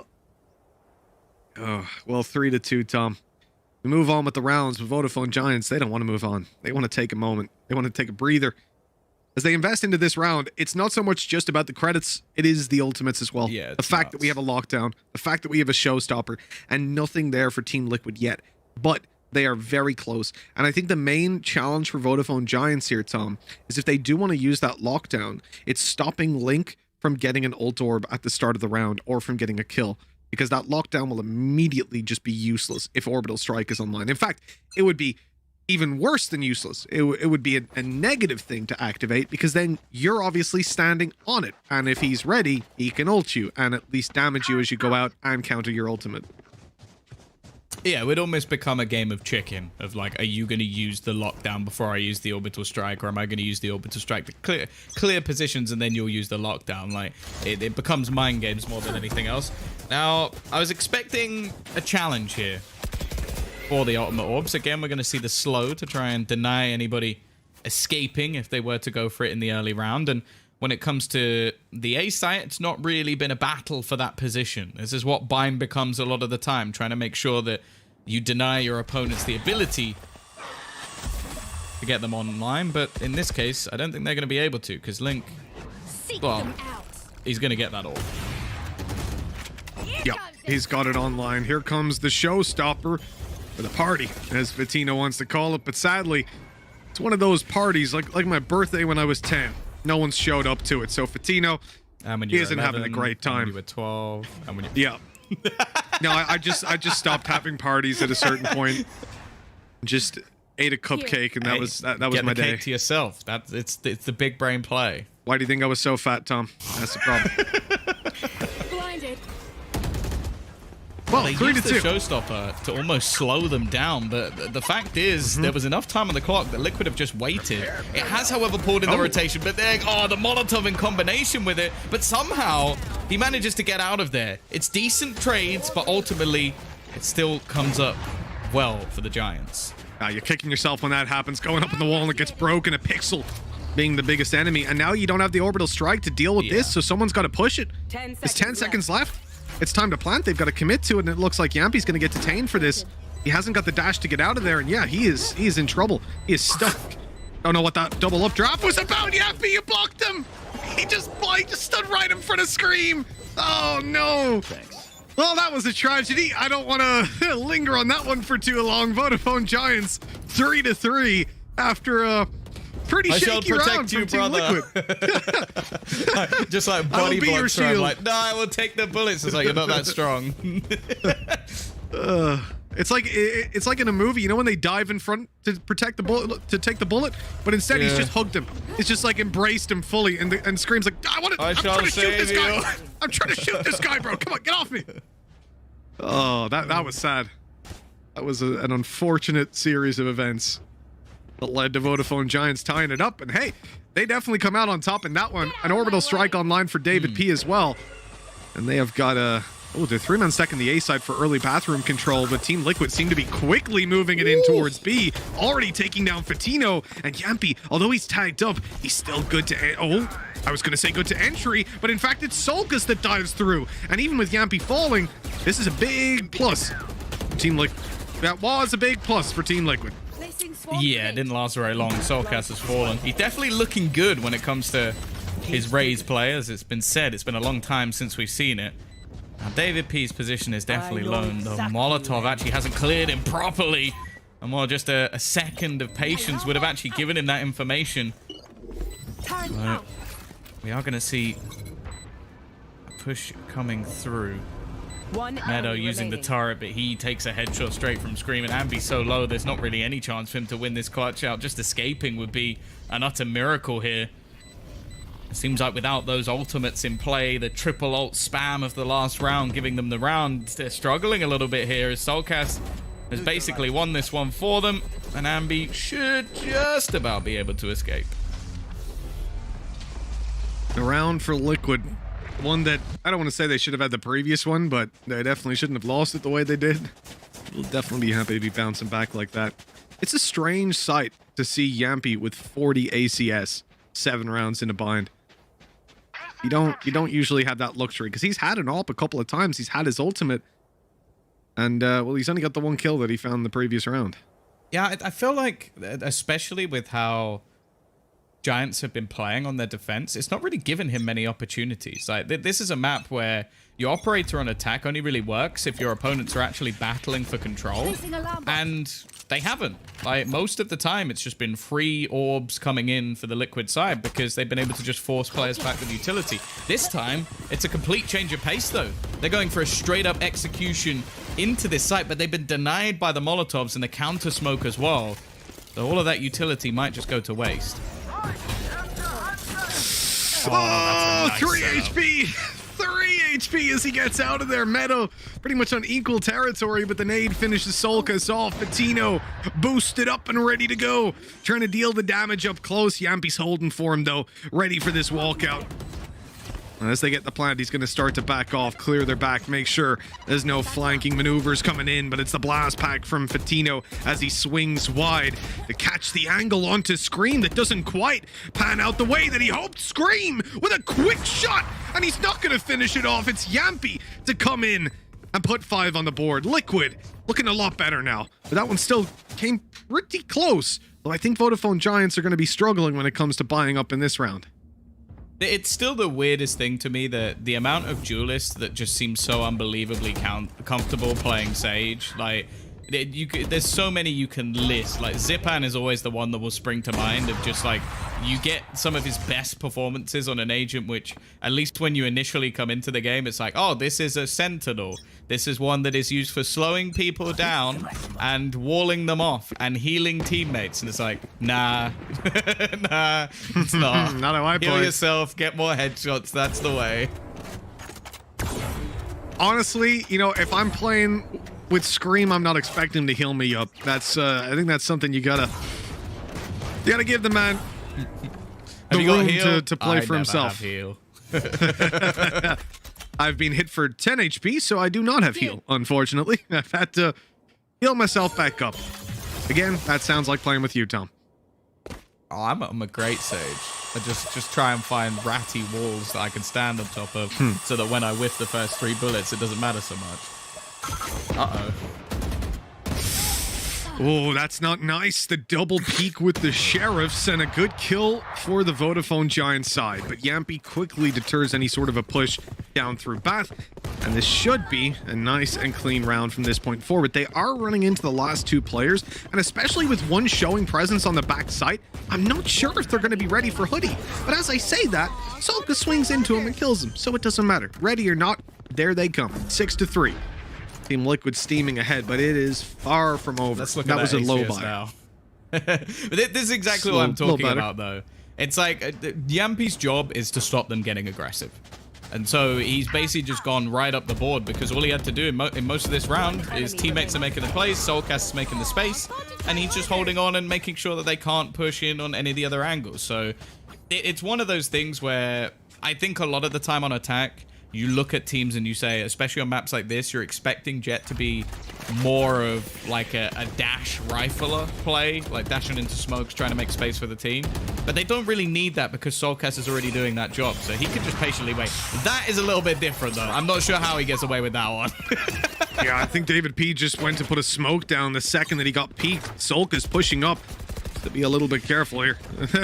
Showstopper not finding anything on paper, but it does open up a lot of space for them to push on site. Meadow, good shot to start it.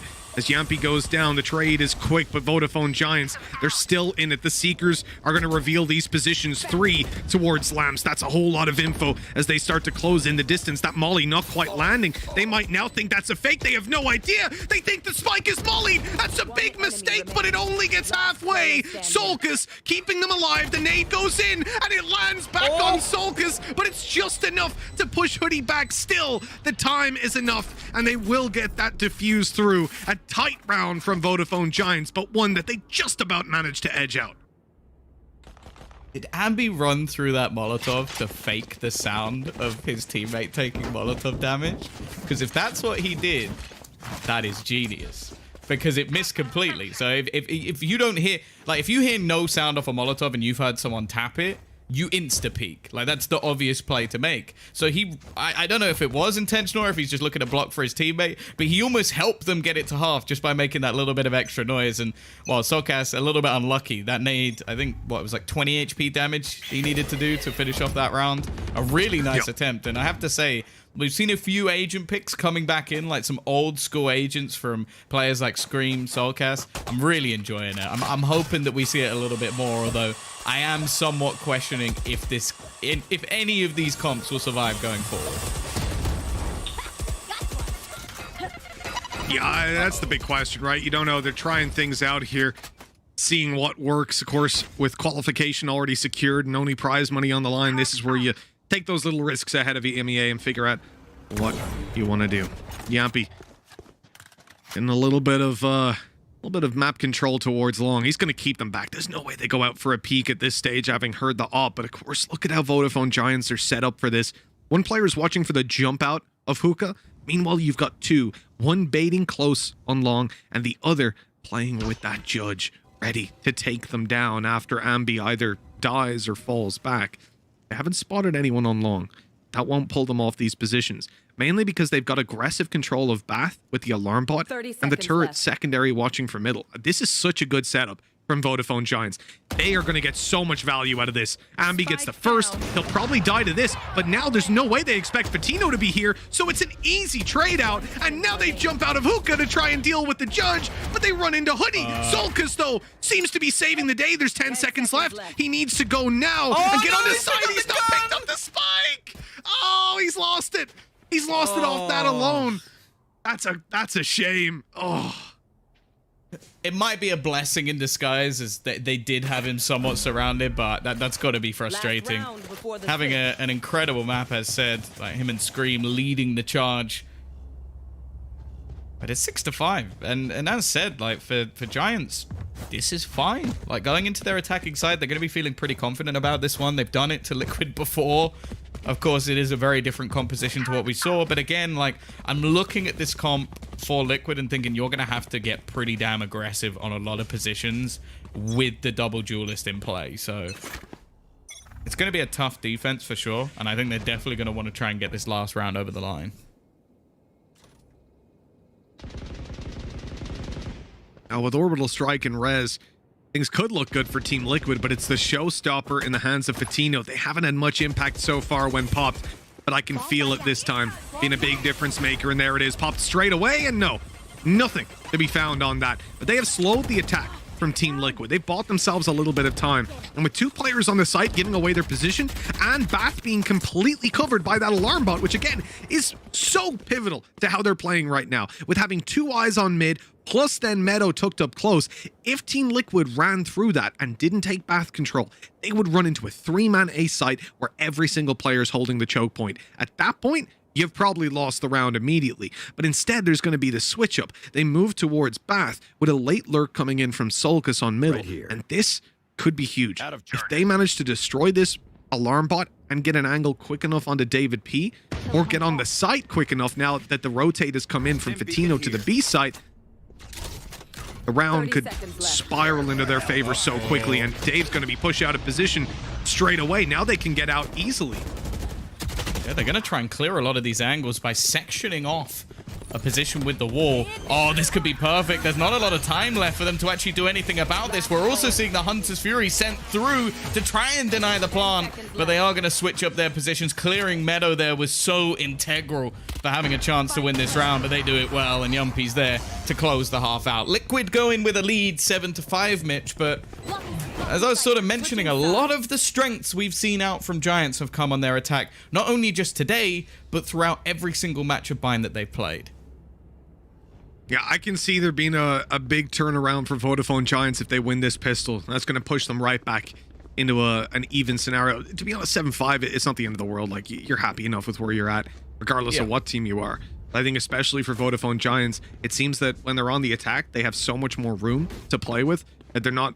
I think for newer teams, it's always going to be a problem on the defensive side, because calling for rotations and finding setups that work for you are going to be one of the more difficult things to do versus attack side executes. But Vodafone Giants still did an absolutely fantastic job. As I said, I'm a big fan of the setup that they had with the 3 players on B and the Killjoy holding down A. And that is a very quick pick. Fatino thought he beat the timing there, but apparently they were ready. They're gonna section off the orb and get themselves a kill for it. David P trying to be a bit sneaky. He's gonna get caught as well.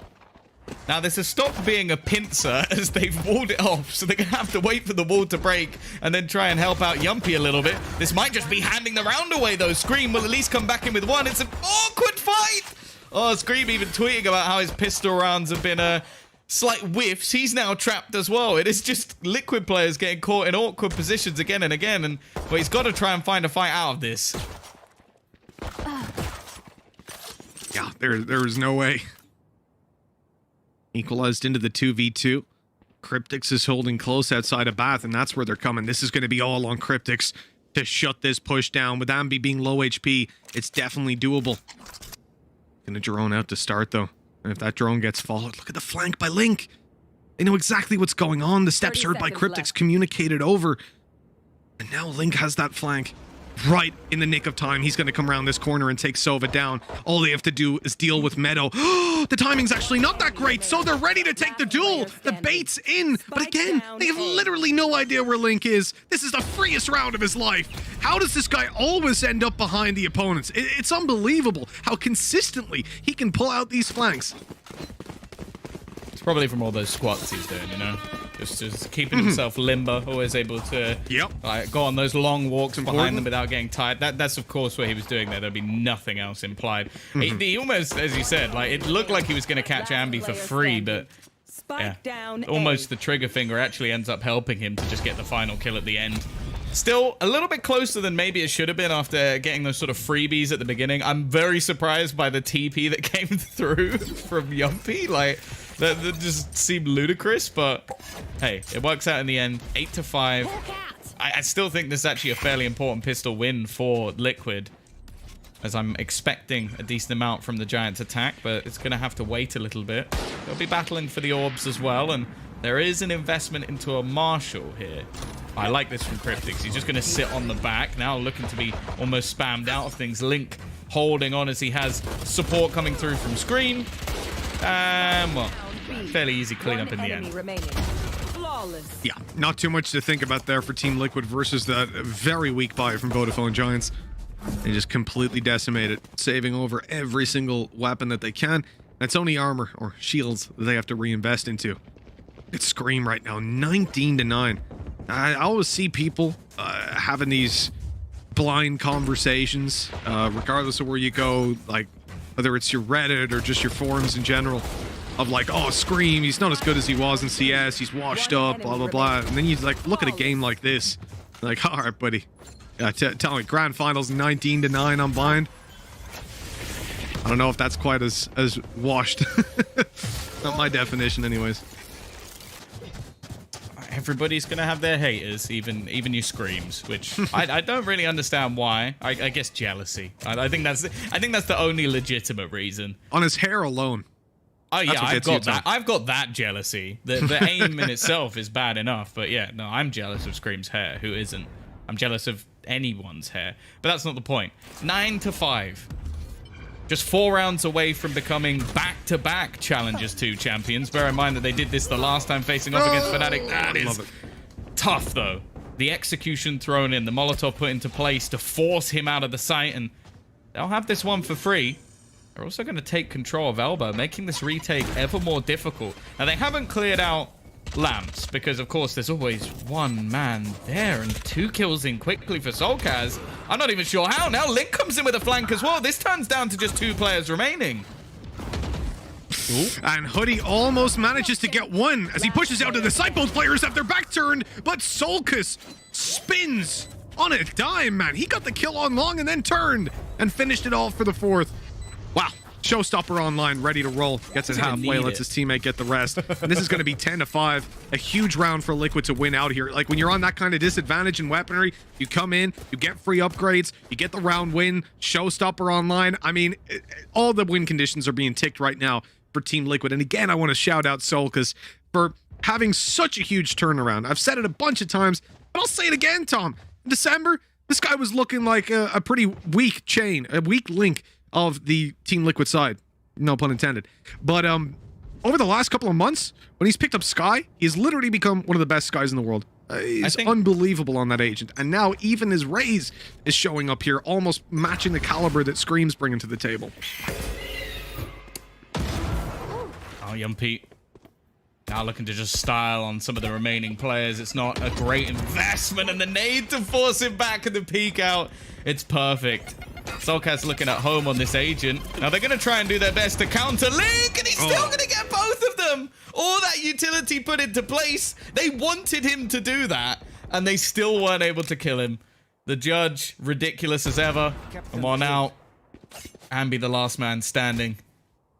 Not a lot of hope in this round, but well, he's almost guaranteed to get his ultimate for the next, at least. I also wonder, Midge, do you reckon that after this performance on Raze, even if they were just testing it for this match, you just have Sliggy just sort of like writing in the book, okay, maybe we can as a raise it now, because it's looking really good, especially against a team that, as we've sort of mentioned already, haven't actually lost on this map yet. That's the thing, right? Like, with this roster, obviously making some changes coming into Challengers too, quite a couple. 30 seconds left. They are undefeated on every map up until this series, at least, the exception of Icebox. Yeah. Ahead. He's still going for this with 20 seconds, and look, I respect the attempt, but it's not going to happen. They even had Showstopper just in case. But to be honest, if he got that kill, maybe they spend the Showstopper just to guarantee the round, and that would be worthwhile.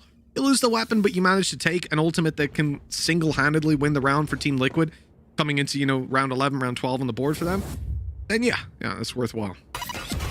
This was sickening. What do you do? Like, what do you do there? They did everything right. They naded him out. They forced him into the open, into a 2v1 fight. Like, I don't think they could have done a single thing better in that situation. And it's a judge that comes around the... If he has a Phantom or a Vandal, he doesn't win that. He loses it easily, but it's the judge.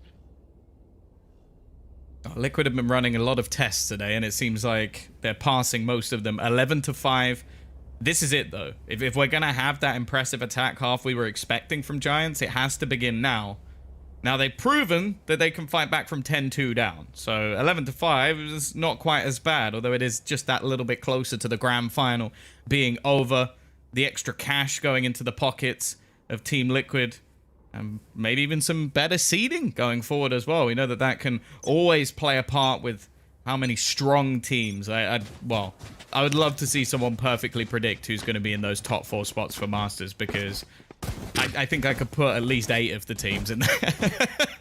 There's going to be one person with a screenshot of a bracket that they'd actually like perfectly predicted everything that happened on the run-up, and I guarantee they've just made like 30 different predictions and screenshot them all. Like, if someone has it for this Challengers as well, then I'll just be like, you're mad. Like, you're actually mad. Yeah, you need If help. you got this right, you're wrong for getting it right. Yeah. Like, I gave Vodafone Giants credit as individuals, but I didn't think they were ready yet. I thought it was going to take a lot more time. Using just to kill him, and he's barely taken any damage. He takes a lick of damage. What, Molotov, paint shell? Like, They've there's used so much all in that. there. Tom, they've used all that, and they're still not going hookah. They're like, all right, no, we That was didn't actually kill his him. Molotov. Never mind. They're like, he's not dead. We've naded him. He's not dead. Okay, we're gonna just fall back then, and they're gonna completely leave it. The worst thing is as well, because he's heard nothing, there's not even going to be a rotation from Liquid. They're going to just sit back and leave the remaining 2 players here. You've also got the operator patiently waiting, but it forces him to take a shot at least. Yampy, running about with his knife out, has not had a good time on that one. Hunter's Fury eliminating Cryptics in the trade puts Vodafone Giants with a good chance of getting this plant down. The problem is Scream. He's coming up through the bathroom, and they have no idea. Oh, that's so sneaky. He even connected a shot on the meadow there. The spray not good, though. Showstopper. Maybe now's the time to use it, and yes, it is. Up and over, but it's a trade. A quick... Ambi is so fast on these headshots.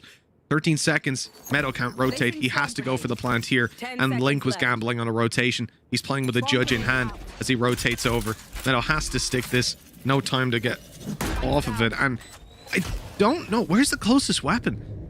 I think, depending where Meadow goes, there's one a little bit close to the spawns. He's just above the A on the map. But if Link gets out there and picks that up, he'll be hurt immediately. And that gives huge information to Meadow. I don't know how Link needs to play this. Do you just pull the pistol out and try to sneak in through lamps? But the turret will spot him, then he hears it. I don't think he's got this. This is going to be really tough. Meadow just needs to run the clock down. He knows the player's on it. There's the judge spotted. Easy kill. Well done by Meadow. Good post plant with the turret inside of lamps. He had all his bases covered.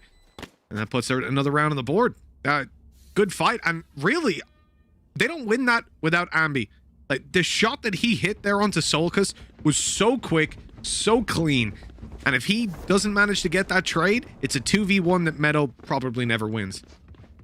Yeah, I think there was a few moments as well. Like the fact that I think Hoodie actually runs straight through the orbital strike and manages to kill Yumpy, who was just expecting anybody to be there to fall back. So it gets them the opener in a position that was really awkward, like an operator and an orbital strike, and you're having to run into one of them.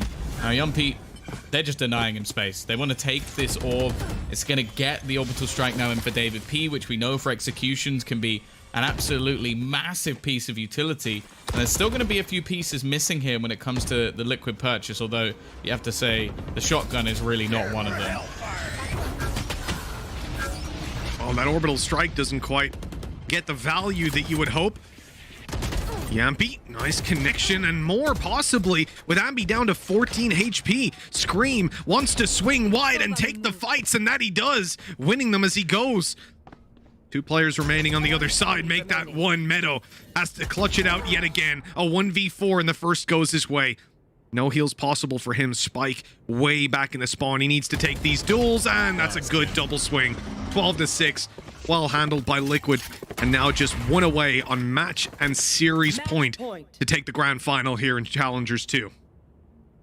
Yeah, the deadly duo leading the way, but we're now going to see if there is enough for a response here. Obviously coming down to just 1 man standing in the prior and losing every single player into this one. I think financially it might be a little bit awkward. coming through for the side of Giants. So I'm curious what's it. Yeah, okay, a little bit awkward was understatement of the year. 3 pistols.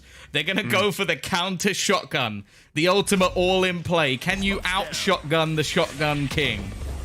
This would be great if they can, though, because they have lockdown. As soon as they get control... Oh, my God, he's in the smoke! Link taking the fight to them. Now, Cryptic's down below could be in trouble. This is where the lockdown will probably come into play, but these guys are being lit up, and through the wall, Meadow goes down. Another spray as Scream takes Hoodie, and Ambi is left alone. A 1v4 to win out with a Sheriff in hand, and that's one way to start it. The Odin push from Yampy. Yeah, you can't help but feel like it was a little bit of disrespect, but in the end, it works out anyways. 13-6. Team Liquid have won on Bind, and in this BO5, the grand final of Champions 2 goes to Team Liquid. They will take top seed and top dollar coming into the EMEA playoffs. But this has been a good series by Giants still, and you can't help but feel, Tom, like they're still holding back a little bit. Like these teams have got more to show us. Well, yeah, they're going to have, what, an extra week or so to prepare, so I'm not really too worried for Giants. But for Liquid, I feel like this is just becoming the norm for them. That is now twice, back-to-back, that they have looked a little bit rough, built themselves into the tournament, got themselves rolling, and then ended up as champions in the Challengers too. This is just something that Liquid are almost known for at this point, and that almost gets me a little bit worried for teams going into EMEA, because now again they have a little bit of extra time to work on some of their compositions. They've had that almost build-up tournament to get everything working for them, and the last time they then went through and qualified for Masters, and well, there's a couple of extra spots, so if anything, it should be a little bit easier. Yeah, exactly. Well, look, I don't want to say it's going to necessarily be easier going into the EMEA playoffs with the caliber of teams that are waiting there, especially when it comes over towards the Turkish side. I think at this point, all the EU teams are sat there and just saying, please don't let me have a Turkish team round 1. Don't give it to me. Let me have a nice, easy EU matchup. You know, better really? The evil that you know. Although some of these teams are pretty damn scary anyways. But that was a fantastic grand final, Tom. We end up not going the full 5 maps, so I know Ryan is obviously going to be disappointed today. Obviously, his birthday wish didn't come true. But hey, Twitch chat, you can still let Ryan have a happy birthday. Get it at him. Add him on Twitter. Let him know that we're all here to love him, even if we don't get 5 maps out of it. Now, what I got to let you guys know while you're on Twitter wishing Ryan a happy birthday is that you can go over to @ValEsports_EU, and you can select which player you think should be player of the match. And you should see this little graphic down below. You got 3 choices. It's Scream, Link, and Yampy, who could be the players of this match. And who do you think deserves it? Going over to Twitter, as I said, @ValEsports_EU to get your vote in. Tom, I'm going to ask you, who are you going for? I don't know. I think this is a really tough one, but I guess looking at a lot of the maps that they actually won, I think Yumpy had quite a lot of impact, and we always seem to give it to Scream. I guess Link took it yesterday. I would almost say that Soulcast is in with a shout, even though he's not technically on the list, because I've really enjoyed his final map, but I think this is the toughest one to call. I'm going to give it to Yumpy. I'm sure there's going to be a million Scream fans who disagree with me, but oh well, who cares? As always, Tom. You know what? That's it from you and I here in Challengers 2. In fact, I guess that's it from everyone, because it's done and dusted. We move on to EMEA playoffs, but the show is not finished yet. We still have the wonderful, the beautiful desk with Yinsu, with Jess, and with the birthday boy Ryan. So stay tuned, because they're going to be breaking down all of this action in just a moment.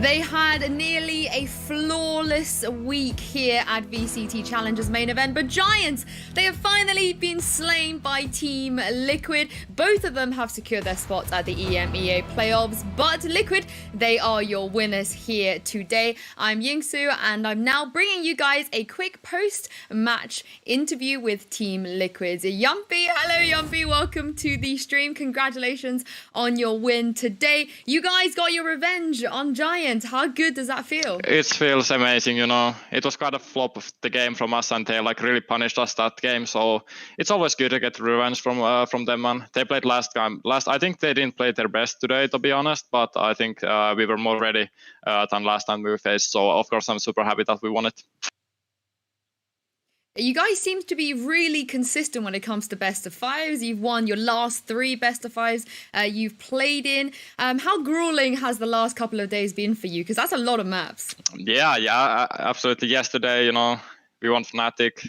It was a good win from us, but of course I'm sad to them. But yeah, I think it's just like a mental. It's sometimes rough to play these best of 5 games, especially yesterday when like every map was basically close except the Ascent when we got like 7 rounds, but all of the other maps, it was always like 13-10 or even overtime. So it's like a mentally sometimes rough, but I'm glad that we can like play a lot of matches because you never know, like sometimes there might be best of 3 and 3 maps goes all like overtime and you need to play for like 4 hours straight. So I'm glad like how we managed to do like so far. Well, you managed to do it today in style as well. Been a little while since we've seen you on the Jet. You really switched up your compositions today. Was this like a pre-planned thing, or was this a case of Sliggy just saying like, "Oh, what do you on screen want to play today? Like, take your pick." Yeah, it was also like we talked like a lot of things like yesterday, even actually more today. But yeah, I just also asked Dom because.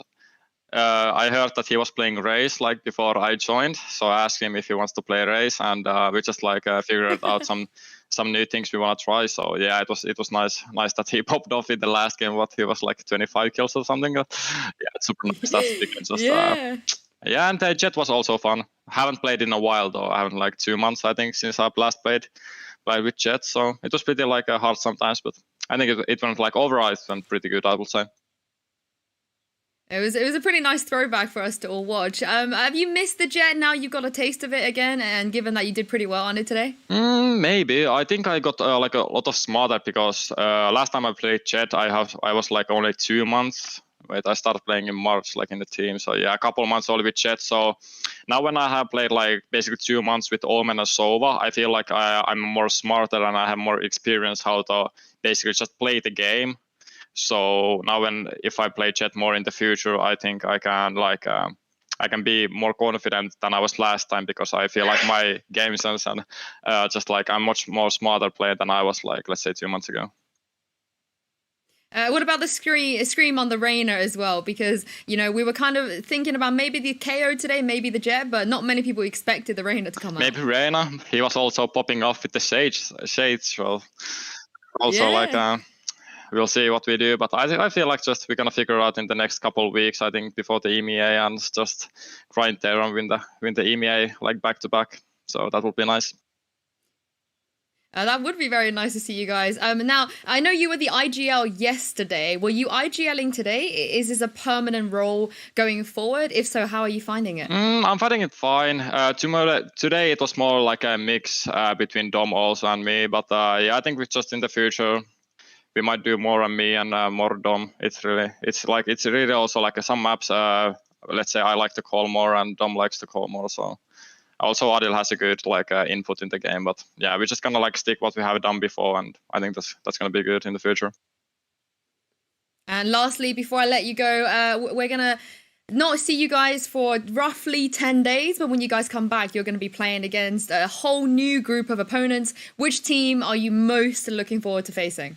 I think Asen. I don't think we have ever played against them, at least when I have been here, and they're at least crowned as the best team in Europe right now, so it's really nice to face them. And yeah, I think all of the good, like all the best teams are in the EMEA again, except maybe FNATIC. So yeah, I'm just looking forward to the whole qualifier again.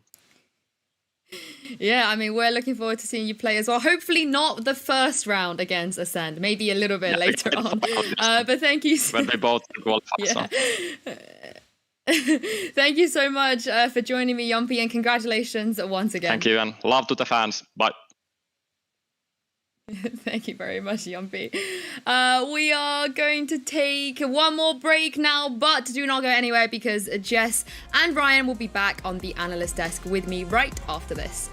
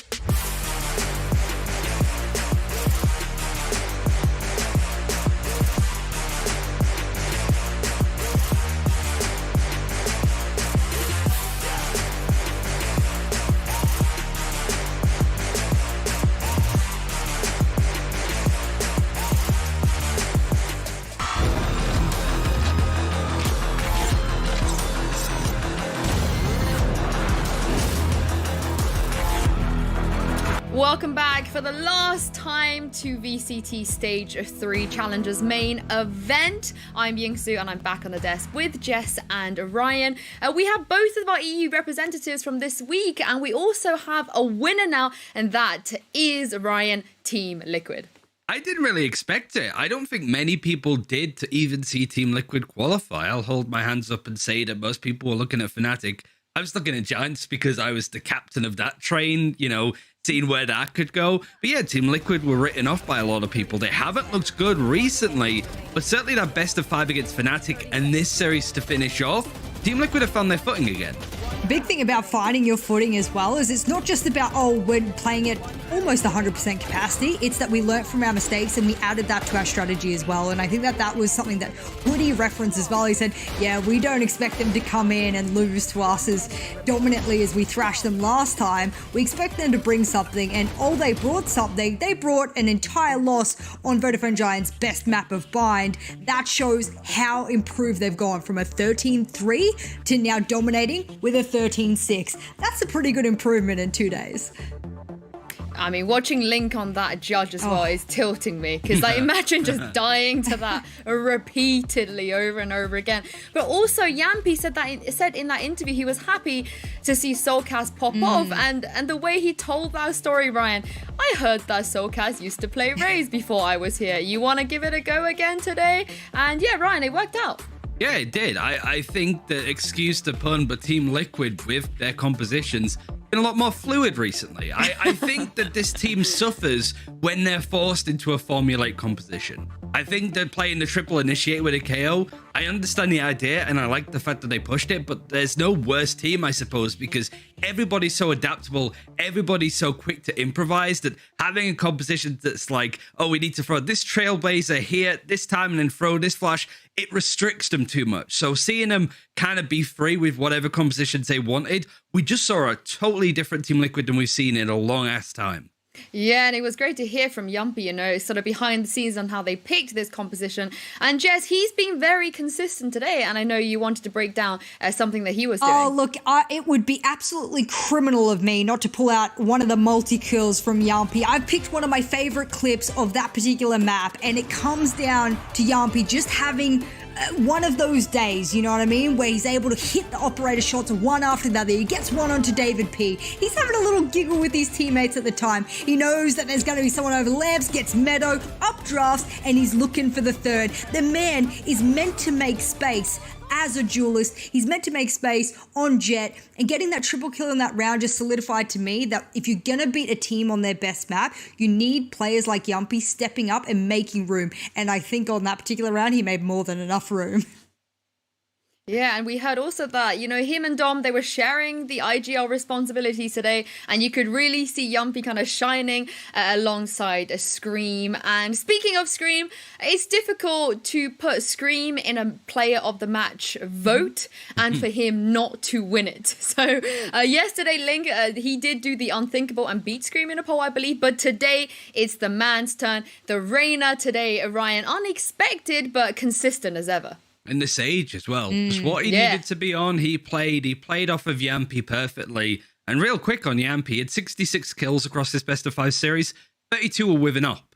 Like 50% of his kills over the day have been with the operator. And that was something the Team Liquid were looking for a long time, is just somebody that was going to play with the sniper rifle to get those impacts. As an IGL, as a Jet, as an opper, worked out perfectly. And I think Scream, again, if he has that freedom to play off of that, he does terrifically well. Yeah, I mean, what a day. Things are kind of back to normal now from the KO's phase, I feel like. Scream, since playing KO, he's played the Jet, the Reyna, and the Sage. Like, we're just missing the Phoenix, and then we'd have everything sort of, the world is right again. But if we take a look at the bracket now, for one more time, for the last time here at Main Event Challengers, we've been through a lot, guys. I feel like I've aged a few years over the past 2 weeks. But I wanted to know your personal highlights for the both of you, not just this Challengers, but week 1 as well, Ryan. So what would you like to highlight? What's been your favorite moment? There were some cool ones. I think the Draken move for Guild worked out terrifically for well. And Guild are just a team that don't get enough recognition, to be brutally honest. But I have to say, Giants going on this insane run. Nobody expected it. Following them through the open qualifiers in both sets, I suppose, certainly in week 2. It was crazy to see them do well enough that they're going to qualify for EMEA. So, commiserations to them for losing and coming second place. They still qualify for EMEA, and it's still an absolute feat for this organization. Well, someone who did manage to make it into sort of the upper bracket and go up against a BDS that probably wasn't expecting them to do as well as they did. I got to follow 10 Star for a little bit. I thought they might be a little bit Vodafone Giants-esque in their kind of like uprising, the dark horse of the entire competition. Unfortunately, it wasn't to be, but they got pretty damn far. And to be able to get there, to be able to do what they did against BDS and others, they, of course, had to beat Team Heretic. So that has shuffled up the top 10 in Europe considerably. And it all happened before this week even began. I got a shout out to G2. You know, week one of Challengers, people didn't really know what to expect, and they made a great run and made it in the first week into the EMEA playoff. So that does feel like a long time ago. But I also got to say that, you know, we did those predictions in the beginning of the week. Everybody, I believe, with the exception of Ian and Twiggy, went with FNATIC. Unfortunately for Ian and Twiggy, their teams went out a little bit earlier, but nobody predicts Team Liquid. And Ryan, do you feel like, you know, that the age of doubting Team Liquid is maybe over and we should give them more credit going forward? Oh, no, absolutely not. Like, Team Liquid, they are so hot and cold, it's unrealistic. Like, there are times where I detest watching this Team Liquid team for that reason. Because EMEA Stage 2, they were the best team, maybe globally. Then they go into Reykjavik and it's just a different team and then they drop off a little bit.